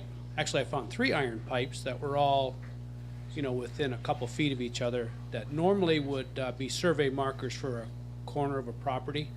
And it lined up fairly well with the middle between our building and their home. It lined up pretty well in the middle of that. So just a couple feet inside of the face of the garage that is also on that property. That appears to be where I would expect to see the property line. Those woods aren't that usable for anything. It drops off, and it's kind of bouldery and gravelly in there, so it drops off fairly steep. But to Katie's point, removing some of that asphalt and providing some green space in the back would be, when we looked at the property, it's like, wow, look at this big backyard. This is awesome. But it was in January. It's like that much snow on it, and they didn't plow the whole thing. So we assumed it was grass, but it was just asphalt. And we saw that for the first time last week. So pulling that out and making some green space there, I think it's the right thing to do there for us anyway, and I'm sure for the rest of the community. But property line, I think, extends right down. That wooded area really isn't usable. Did that answer the question? Yeah. Thanks. Councilor Foss. Yeah, I'm just, like Councilor Morris had said, it's a great idea. I'm all for the idea. It's location. And honestly, what I'm trying to avoid is a Sacred Heart 2.0, where the community around the building isn't exactly enthused about it. If there's some resolution between the parties that are involved right now that have got questions about windows and being able to see both ways, that is a two-way street. And there's something amicable there, and we come to that before the council weighs in. Maybe that's the proper route. God knows that we've already been down that road not so long ago with another entity, and it was a disaster for everybody. We had egg on our face. Nobody wants that. I want to remind everybody that we're not opening a nightclub. Is there a possibility That's not my point. that if you were able to talk with the people that are involved in this project, are there ways that would make you more comfortable with the project before the council votes on it? And I'd love to give you that opportunity, because the last thing I want you to do is either this goes in and you're going to be pissed off and you're going to sell your house and leave the community, which isn't what we want. So really, if there's an opportunity for you to meet and work this out together, would you be in favor? So we met yesterday. Yep. But it sounds like there may still be some issues, and I think if we can resolve those, maybe we have an opportunity. Yeah, I've really, he's shaking his head yes. She's about to go to the podium and start speaking, and I haven't gotten a real good sense from you, It's a hard thing, like, we've lived in this property. Come on up, Lynn. You gotta use the mic. I mean, this can be as easy as giving you guys a couple more weeks. We could postpone this for 2 weeks Right, yes. No, I and understand that. see where you two get. Right. And if it's no further down the road, so be it. Yeah. But if everything starts to look better for you, so be it. Right. Well, I think we did discuss some options of, if there could be office space, but again, like, you're not gonna be having offices, that whole side of the building. It's just, we've lived there 17 years, and we've always had, like, it's pretty much a corner lot, because when it was offices, there was nobody there, because we work Monday through Friday, 8 to 5. So this was just a big, huge adjustment to our life of, having 20-ish apartments with all the people that come with that. Right, if our property was 50 additional feet away, I think it would be easier to put up fencing and make us feel comfortable, but based on conversations we have, I don't know if there's anything like definitive of like frosted windows or removing windows. Like, I think that is. And you're saying that the trees that were bordering the property between the two of them that I see in the photos of the property currently, they're not there currently? They've been removed? Correct. I think it was 2 years ago. They weren't our trees. They were actually the 8 Highwood Street's trees. they were rotting in the crotch of the trees. So we had an arborist come and say they had to come down because one of the main branches of that tree was overhanging our house, and we were at risk of damage to our house, because other trees on our property, since we lived there during storms, we've lost them all. So we definitely didn't want to have damage to our house. So yeah, there's no trees, there's no nothing. It's our driveway, I don't know, 15 feet into the building. And like I said, like our bedroom window faces one of the other windows on the second floor, and just feeling that uncomfortable of like, on a nice night, we can't open our windows just because we'd feel uncomfortable with having, you know, tenants right there. Yep. Thank you. Counselor Green. Yeah, so I like the idea of having further discussion here because I think we all agree that this is a great project, one that our community needs. And right now, on that property, we have a vacant building, which is not safe at all and, you know, not productive to the community. It seems to me if there were trees there, there could be again, potentially. And also, if I understand the plans for the building, that side of the building is the senior side. So presumably, I don't know if that's the plan, but presumably not as noisy, if there's any noise. I'd really like to see the parties come to an agreement. But I also just want to mention that, you know, this is a very different situation than the Sacred Heart Church proposal that Councillor Foss mentioned, because the planning board has recommended this. So, you know, it's been discussed with the community, and the planning board did bring it to us and approve it. So I think that is a big change. Katie, anything else? Yeah, so I understand that the desire to see all existing issues resolved before a decision is taken. Here's where we're at. You know, I believe in strong communities, and that means people have to work together, to come together and agree on how to do things in a way that fits for everybody. We're so early in the design process that to commit to something right now would almost be worse than just saying we can have an agreement in principle that we will consider everything, including but not limited to, can we have offices in the units that have the most overlook? Is that possible? We won't know until we start to sit down with the architect. We're not there yet. Are there design elements? Are there other trees? The building that we're considering is very tall. The house is not. If you block off the house with new greenery, does that solve them? There's so many different options to consider. I would hate to land on one right now and then go backwards on it. Here's another thing to consider, and I do appreciate, we met yesterday with a group of the community members. I've committed to, if this project goes forward, I would like to have community members sitting on our building committee with us at the table, making the decisions alongside our board in terms of how we advance that project, so that it's not just a consultation in name only, but we actually have people in the community at the table as decision makers. That's something I can commit to right now, and I believe our board would sign off on that. I've got 3 board members right here, the chair of the building committee, so I have no problem saying that in public. That's something we can absolutely commit to. The last thing I would add is, I know it feels like this is moving fast, and it is. Part of the reason for that is the kind of money that we're looking at for main housing typically doesn't come to communities like Waterville. Places like Portland and places like Bangor suck up all of this money because they have projects in their back pocket that are ready to go that they just roll out.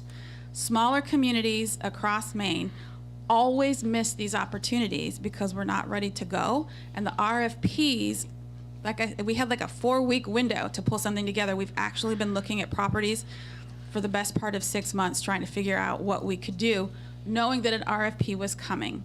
Getting site control is going to be critical to us scoring well on the RFP. If we can't get site control because we haven't got it zoned correctly, we will lose out on this opportunity. It will just pass us by, and we won't get the funding from main housing. It will go to Portland and it will go to Bangor. And we will miss out on an opportunity to build a substantial number of deeply affordable housing units for members of this community. So I hate to put that sort of, ticking time bomb into the conversation, but it is a reality. We wouldn't be able to entertain a project like this without this kind of RFP backing us up. We would have to consider, with the funding that we have right now, and we do have a substantial amount of money that we have raised. You might have read in the paper last year, we got a $750,000 grant from the Bezos Foundation. We also have another six-figure donation coming in from a private funder, and we've got some other money as well. Could we find an apartment, with 8 units that would work for our emergency shelter for families? Possibly, but it would have people in it, and we don't want to evict anybody. The housing crisis is so acute. We're willing to play on multiple levels and, again, commit to working with our new neighbors to find solutions. This is going to be a long-term project. The site that we're looking at developing first is not the site of the building that overlooks that. So we've got a number of years to design and figure out what's going to be the right fit. We think that our project will actually add value to the community because it's apartment buildings. It won't be a vacant building that's boarded up. It will be something where there's humanity and design, and it'll be attractive, and there'll be children close to schools and going to educare and walking, playing with their friends, all the things that we want in a community. So we'll do our best. I want to do our best for that neighborhood. We're willing to work the community in any way we can. Other than saying, come to the leadership table and help us figure out what that looks like, I don't know how 2 extra weeks will get us to the solution just because we're so early in the process. But I want the community in at the table as a decision maker. Councilor Frankie. Yes.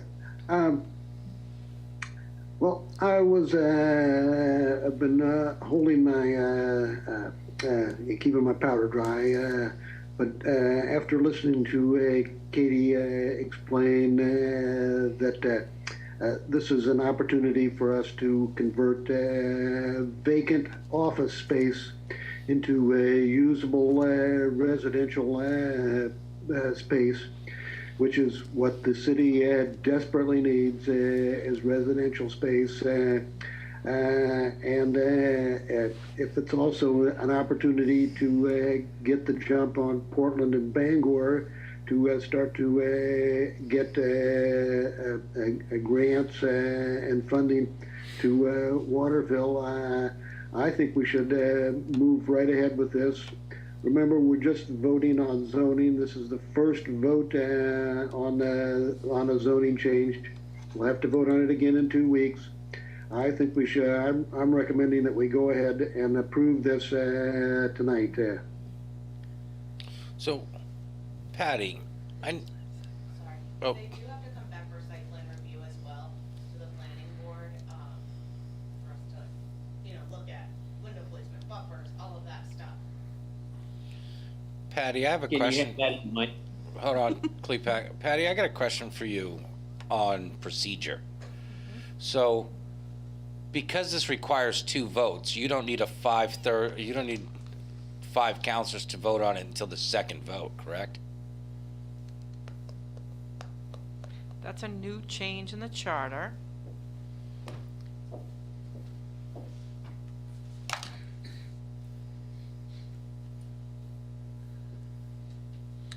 I'm not sure. The one that I remember that stands out when we were at Colby at 150 Main, the resolution, the ordinance died at that tipping point on the first round, and it never came back because it had to survive both. That was before the. That was before the charter charter change. That's what I'm saying. That's why I brought up 150 Main. We had one at what was the one we had at the high school? I think we had For one recently. County Road, the solar. Oh, yeah. That's the one that I'm thinking of. But that's pre-charter too. True, but I don't know why that would change. But, I But I don't know what. can't remember. The 2 times that we remember were died on the first round.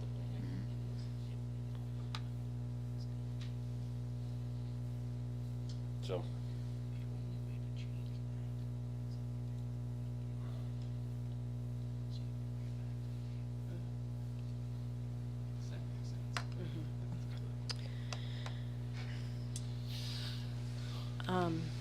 So I have a question for Katie.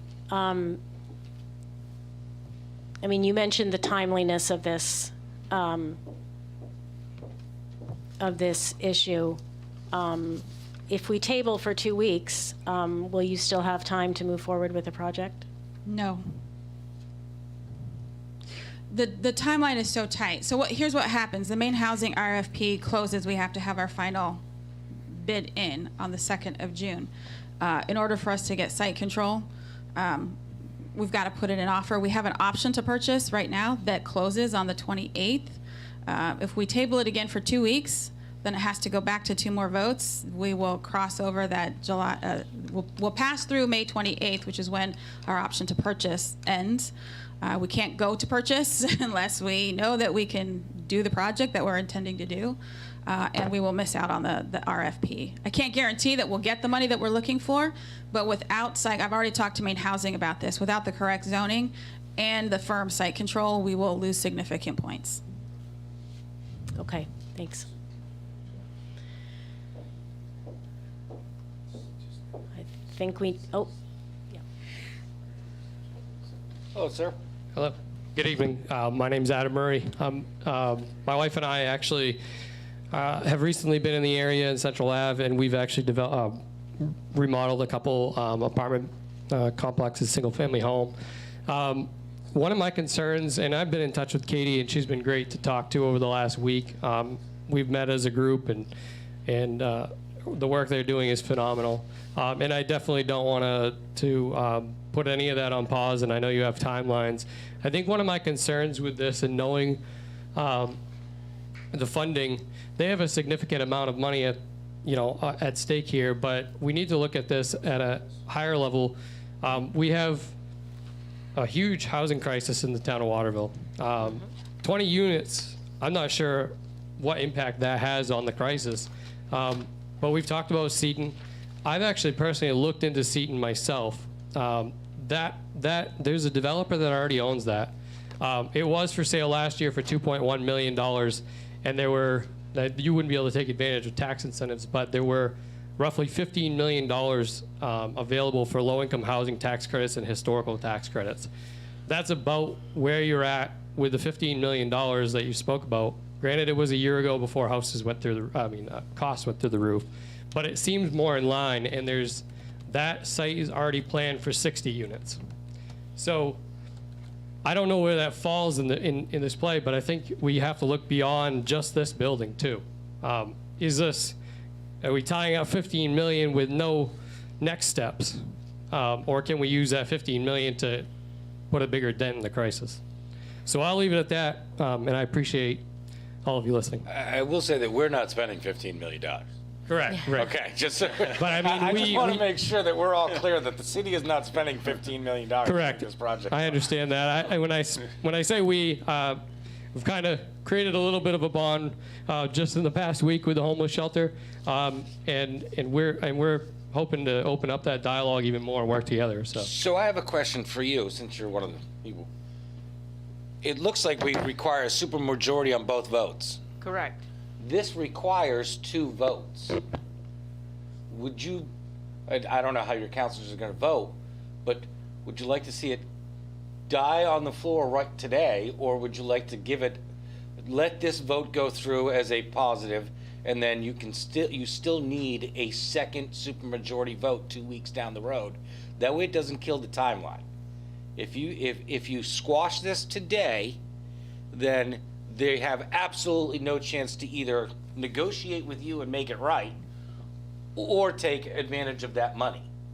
But it gives you a couple of weeks to sort of figure some of that out without us without this falling down the drain, without some more due diligence that can happen. And I agree with you when it comes to Seton, and I wish the person that owned that would get up off of their keister and make it work, because I'm tired of looking at that building the way it is. It's a nuisance. Kids go in there, they make a mess. It's not safe. All you got to look at some of the photography, for a lack of a better term, that's in that building. It's ridiculous. They should be taking care of it. Sure. So my answer to your question would be contingent on the impacts to your timeline, and it goes back to that. I mean, if you can put a small dent in the crisis and not lose that funding, then that makes sense. But if you can also turn this project over to Seton and you can phase it in a similar manner, there's 6 floors there. You could do 1 floor at a time. That would be my answer. All right. Katie, one more time, then I'm going to let you guys go back to Councilor Green. So 2 final thoughts. The first one is whenever we talk about affordable housing, it's really important to distinguish between what kinds of affordable housing are we talking about. Now, it's been some period of time, I'll be honest, since I looked at the press and understood what was going on at the Seton property. But my understanding is that it was intended to be affordable housing, or some percentage of it was going to be affordable housing. We don't do affordable housing, right? That's what Habitat does. That's targeting people who have area median income somewhere north of 30% AMI, typically between 30 and 80% AMI, or oftentimes is also called workforce housing. These terms slip.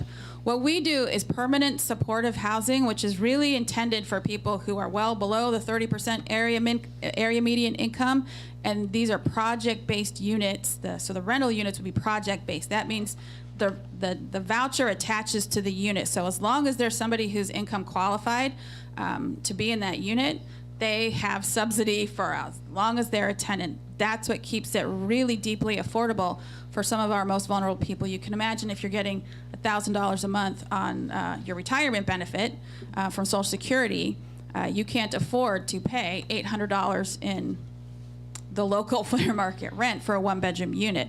So we're making a dent in that permanent supportive housing. It allows people to age in place. It puts in supports so that they stay stably housed. We don't want people to fall back into homelessness. The other thing that we're working on, of course, is how do we better serve families who are experiencing homelessness? Latest data that I got from the Waterville area schools, talking to the superintendent on their McKinney-Vento statistics, that's the number of young people who are identified as experiencing homelessness, that between the beginning of the fall semester this school year and the end of the fall semester, it was a 30% increase in the number of children who are identified as experiencing homelessness. So we've got a significant issue with families. We want to be able to serve them better. There are very few family shelters in the state. We want to make sure that there's some appropriate family-based setting for households with children experiencing homelessness. Right now, a lot of them are, I'm going to be honest, they are staying at the hotel, the FEMA hotel that we have in Augusta. That closes at the end of this month, and they are currently getting bused every day to and from Waterville schools. We don't have any provision for them anywhere in the city. We would like to be able to figure out a long-term solution to that as well. Thank you, Katie. Councilor Green. Yes, thank you. Well, I just want to add that there is no one solution to the housing situation that we have. We need the Seton building to be successful. We need the Lockwood Mill building to be successful, and we need the homeless shelter to find a place where they can have family non-congregate shelters for non-congregate shelter for families. Incredibly important, and seniors. I just think that we have, I would just urge my fellow councilors to move this forward tonight. We need every tool in the toolbox that we have to address our situation. And I am convinced that we can make this work with the neighbors. We don't even know if the funding is going to come through from Maine State Housing. Let's give it a shot. Because we need to do something. And this is a great solution. It's not perfect, but it's great, and I think it can work. I would second that too. And the reason is also too, because when we did the retreat this week, housing was a top priority. The ARPA fund spoke, housing is still a priority there. in the state, housing is a priority. And now we found, I mean, like you said, there's no perfect solution to that, but it will create a dent. All right. For that, I Anyone else? I'm going to move to a roll call, Patty. Council Morris, No. Council DeBrito, yes. Council Klepak, Yes. Council Green, Yes. Council Foss, No. Council Frankie, Yes, Council McCormick, No. 4 in favor, 3 opposed, it fails passage. All right. Hope the elderly people in our community can find a place to live. Let's move on to Resolution 111, 2022. Authorize the city manager to sign a memorandum of understanding with the Alphon Youth and Community Center related to operations and programming at the municipal pool. Move to adopt? Second. Steve? This is an agreement between the city and the Alphon Youth Center to work in partnership to present the municipal pool for use throughout the summer. The city will maintain the facility. The Alphon Youth Center will staff it and operate it and do the programming and marketing of the facility. They've indicated that they wish to extend the season beyond what the city is able to do. And that's one of the major goals that we've all arrived at, working through the Recreation Committee and the Youth Center's team that has been working with us. The MOU that you've all read sets out the terms for our partnership in this endeavor. To the extent that there are net revenues, they'll be shared equally by the city and the Youth Center.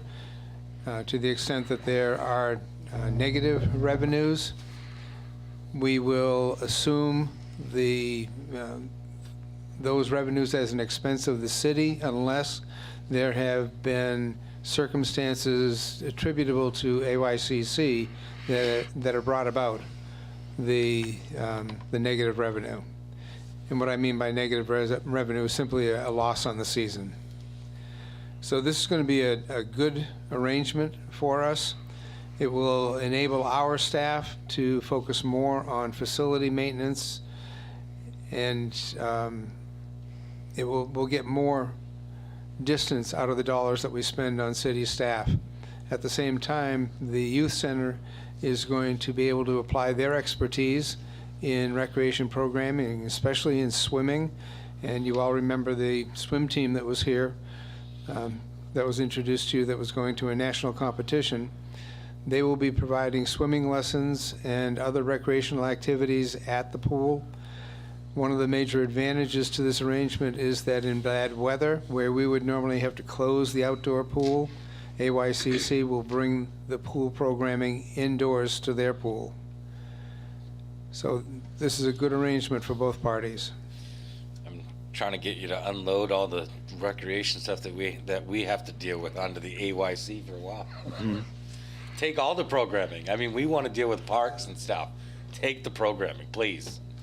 One other point on that, though, is that both parties are committed to keeping the costs down for families without the appropriate means to pay the regular prices, and it will be handled on the city side with a coupon program that Matt has devised within the Recreation Department that is going to lower the price for local residents. Waterville residents. Waterville residents, yes. I want to make that distinction. Yeah. Okay. Is that kind of like the free that turned into $1.9 million? Listen, I don't care. You're going to Winslow. You want to send your residents over here, they need But to is pay. that free going into $1.9 million? No, I mean, no, it's not. Like we operate a voucher now anyway. Like, so I mean, I think that this is an expansion of that. I know. So I mean, I don't look at it that way at all. I'm still a little burned by that situation. Just So. you're not a soccer fan. I'm sorry, dude. But We got a fire department to put out that flame. right. Yeah, no, I mean, I think this is a fantastic partnership. I mean, and you know, we've met with you know, Patrick and Ken at the AYCC for quite some time trying to craft this. You know, I think they bring a lot of things to the table. You know, especially in this market where you're trying to hire people and things like that. So they have a lot of these folks in place and a bigger mechanism to get some folks and bodies down there to do what we need to do. And it allows us to do some of the things that as a city we can't do, extend hours and time frames and make it more enjoyable or usable for an extended period of time. You know, so I think just from that perspective alone, it's a win. You know, with all the investments that we've made in, you know, heating and things of that nature, like we can enjoy it a lot longer now that we have some staff, you know, potentially have some staff and events to do that. Who's going to employ the lifeguards? The youth center. Yeah. Okay. Let Patrick speak. Yeah. And I have another question for you, Matt. So Patrick from the AYCC, I'm the Chief Operating Officer. Not tall enough. Okay, we'll just go with that. So we'll be employing all the lifeguards. Our Park Director Lauren's here with us tonight, so that's one of our major initiatives is employing and training enough certified lifeguards. We are running courses all the time, and if this makes the paper tomorrow and you're looking for employment for the summer, come see us about getting a certification as a lifeguard, because as we know, there's a shortage of lifeguards across the state and country. So that's a challenge that we've been taking on and trying to lead the way with. So we think that our resources will be able to keep the pool open longer. We also have full-time staff that we employ in the aquatics department that we're able to shift in case of a need at the last minute with the outdoor pool, which they wouldn't be employed by the city in past arrangements. McCormick needs a summer job. Hey, I was BSA and Red Cross certified forever. So could do it during the summer. I got a question. Hold on, I'm going to go to Rick, then I'm going to go to you. Steve, does Oh, and Claude. AYC, would we approve of and yes, I'm going to go back to the 1.9 million here for a quick second. If the mayor's on a roll now, he's going to be in total roll in a minute. The revenues that are, I'm assuming that the new ice arena, whenever that gets built, is going to have concession stand in it, correct? I would expect so. Okay, and no, that's not going to have? I don't believe it will. Nope. No Then that's a moot point, never mind. I'll go back. As of right now, it's not part of the plan for them to have concessions. They're gonna have a break room where they can bring in pizzas and boosters can sell crock pots, I but can't get a hot dog at a hockey game? as of right now, it's not part of the plan. not We Yeah. got to talk about that. Well, it's not hockey games. It's practice to skate, things like this. Anything else? No, I'm good. Go ahead, and then I'm going to go to Councilor Frankie. So my question is it gonna be, so would you be able to buy, because it's gonna be incorporated into the AYCC, would you be able to buy passes online now? Would that be one of the features? Yeah, our plan is to incorporate all of the registration for the outdoor pool and the tickets and sales. That would all be through our registration management system. So we're hoping to streamline things. That's part of the efficiency we're hoping to create and working with the city on this. Yeah, because that makes a big difference. You know what I see, Mr. Mayor? What? I see a perfect opportunity to sell a pool. Good luck. Councilor Frankie, that is not a motion. I don't have access to the checkbook. So He's not saying no. Well, this certainly looks like a wonderful opportunity for the Alphon Youth Center. They get to operate the pool and collect the revenues, and if there's a loss, it falls on the city. Thank you, Claude. On the other hand, we don't see anywhere in this proposal what the maintenance cost is going to be for the city. So we've got costs here for the city, we've got speculative revenue, and we've got a 10-year commitment. I would suggest that maybe we should, instead of doing 10 years, try it out for a year and see how it works, and instead of making a 10-year commitment. Steve. Matt is going to speak about the costs, but there's a 10-year initial commitment with a 1-year cancellation clause. Are you okay with that, Claude? If we got our cancellation clause, that's great. I didn't see that in the proposal. It's, Claude, it's in there under 4E. This agreement may be canceled by either party by written notice no later than September 1. Does not give a year on it. Maybe we should clarify that. There is going to be an amendment offered. Can we offer that right Can we offer now? that amendment? On the advice of council, We certainly Morris is can. going to offer Yeah, amendment. so. Warranted right now? I mean, I'm asking. Yeah, that's why I was waiting for the discussion to open before we made the amendment. That's fine. So yeah, there is an amendment for section 4, and it is to delete current sections 4C and 4E, and instead insert the following: 4C equals, this agreement shall commence on the date last signed and will continue in effect 10 years thereafter. And then 4E, this agreement may be canceled by either party within a minimum of 9 months of written notice before the pool opens for the season. I'll second that. All right, that satisfies me. Patty, can I get a roll call on that amendment? Council Morris? Yes. Council DeBrito? Yes. Council Klepak? Yes. Council Green? Yes. Council Foss? Yes. Council Frankie? Yes. Council McCormick? Yes. The vote is 7 in favor and 0 opposed. Move is amended. Second.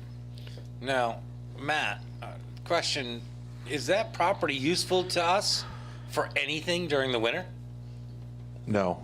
Ice skating. No ice skating in that pool? No, not with a liner that we have on. Also, to get to Councilor Frankie, if I may, the net cost to run the pool, now that includes splitting the revenues with the Alphon Youth Center, is roughly $72,000. And of the $72,000, $25,000 is being set aside into a designated fund for future pool capital maintenance at the pool per the Alphon grant, but it's also something we should definitely be doing anyways.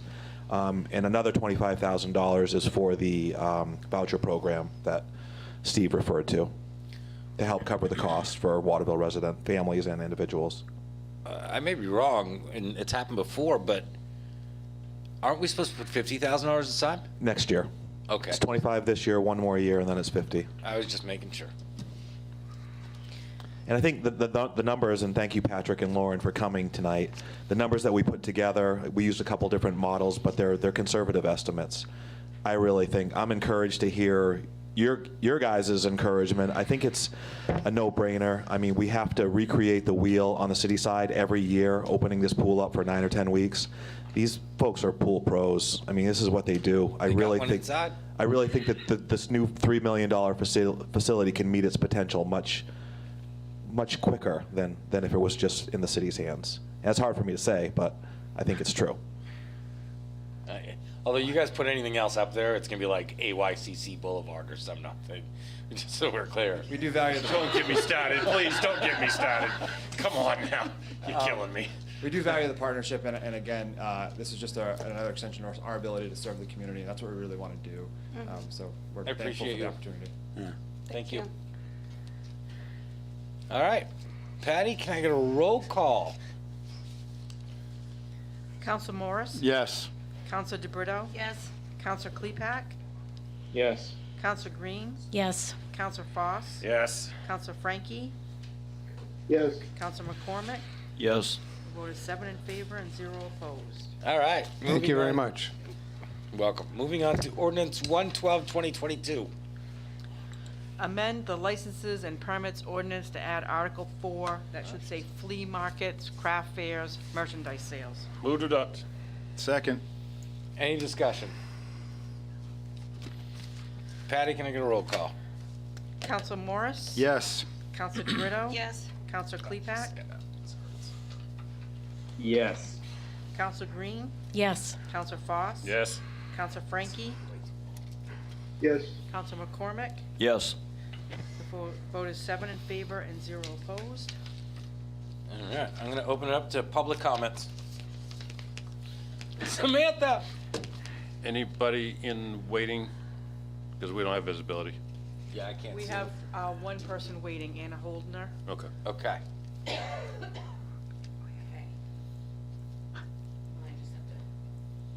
Bring up the note.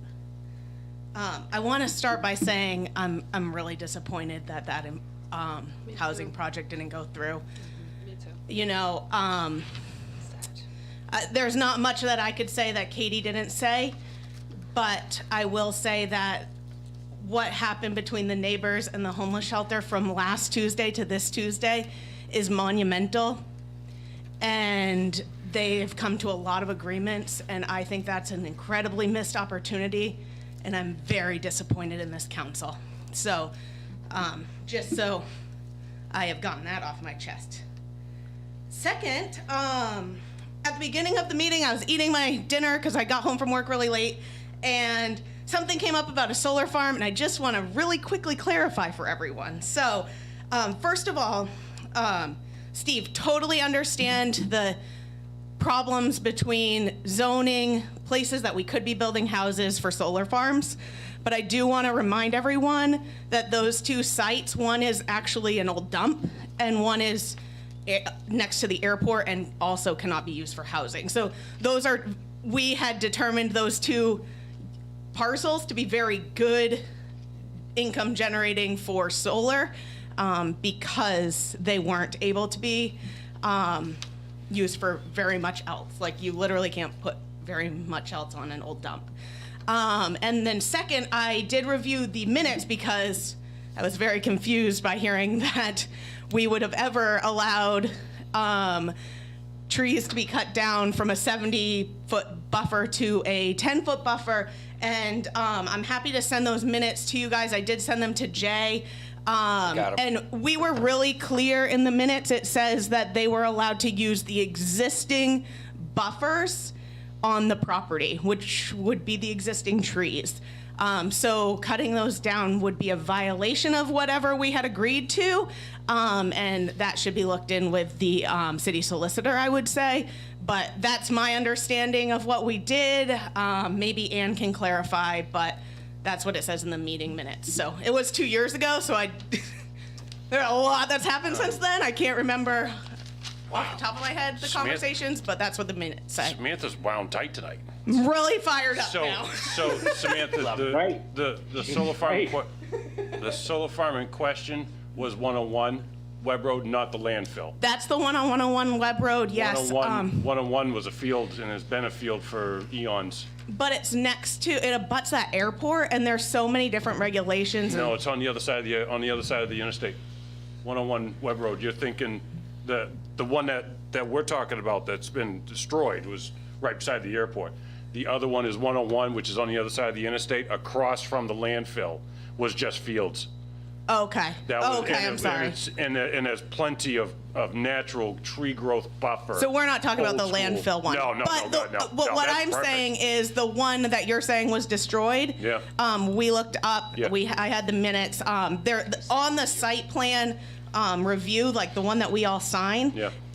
There's a tree buffer, literally drawn into the plan. I looked at it. That's why I brought it up. And I thought it does, it was odd. yeah, and it does say in the minutes that they were supposed to use the existing buffers on the land. So that would be a problem with the developer. I don't know how that would have happened. And I sent you that. Yes. So Yes. I just wanted to make sure everybody knew we weren't trying to do anything egregious on the planning board. We appreciate you. Thank you, Samantha. Thank you. Any other public comments? Anna or? Anna, hold on. Sam. Yes. Sam, thank you. Yeah, I have to check my sources.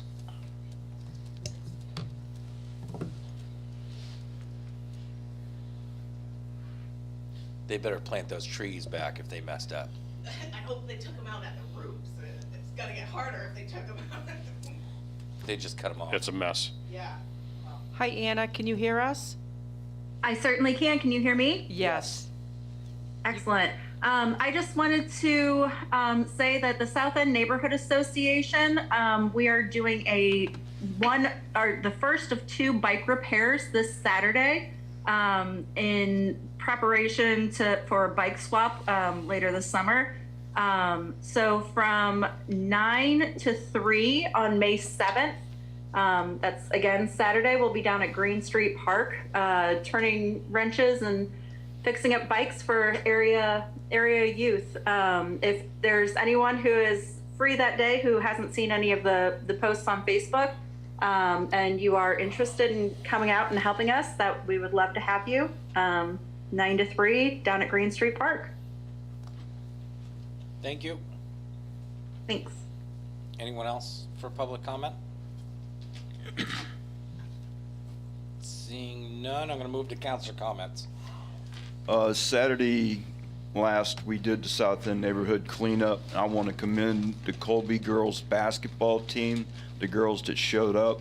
A couple of them girls went over the embankment and were pulling mattresses that had been dumped out over the winter back up the embankment. Kudos to the women that came out that day. We had some other people that were supposed to show up. Something about COVID blew it out of whack. We didn't get as much as we would have liked to have got done, but we did get something done, and those girls performed very well that day. Councilor Green? I guess, I mean, I just, We lost Claude. I just have to also say how disappointed I am on the vote on rezoning 8 Highwood. I think it's a huge mistake, and I don't know how this council thinks we're going to make progress on our housing issue if we cannot pass a project like that, which was so well thought out, which came to us from the planning board, vetted with input from the community. I just don't know what to say. I'm very disappointed. I second that too. I am really disappointed in this.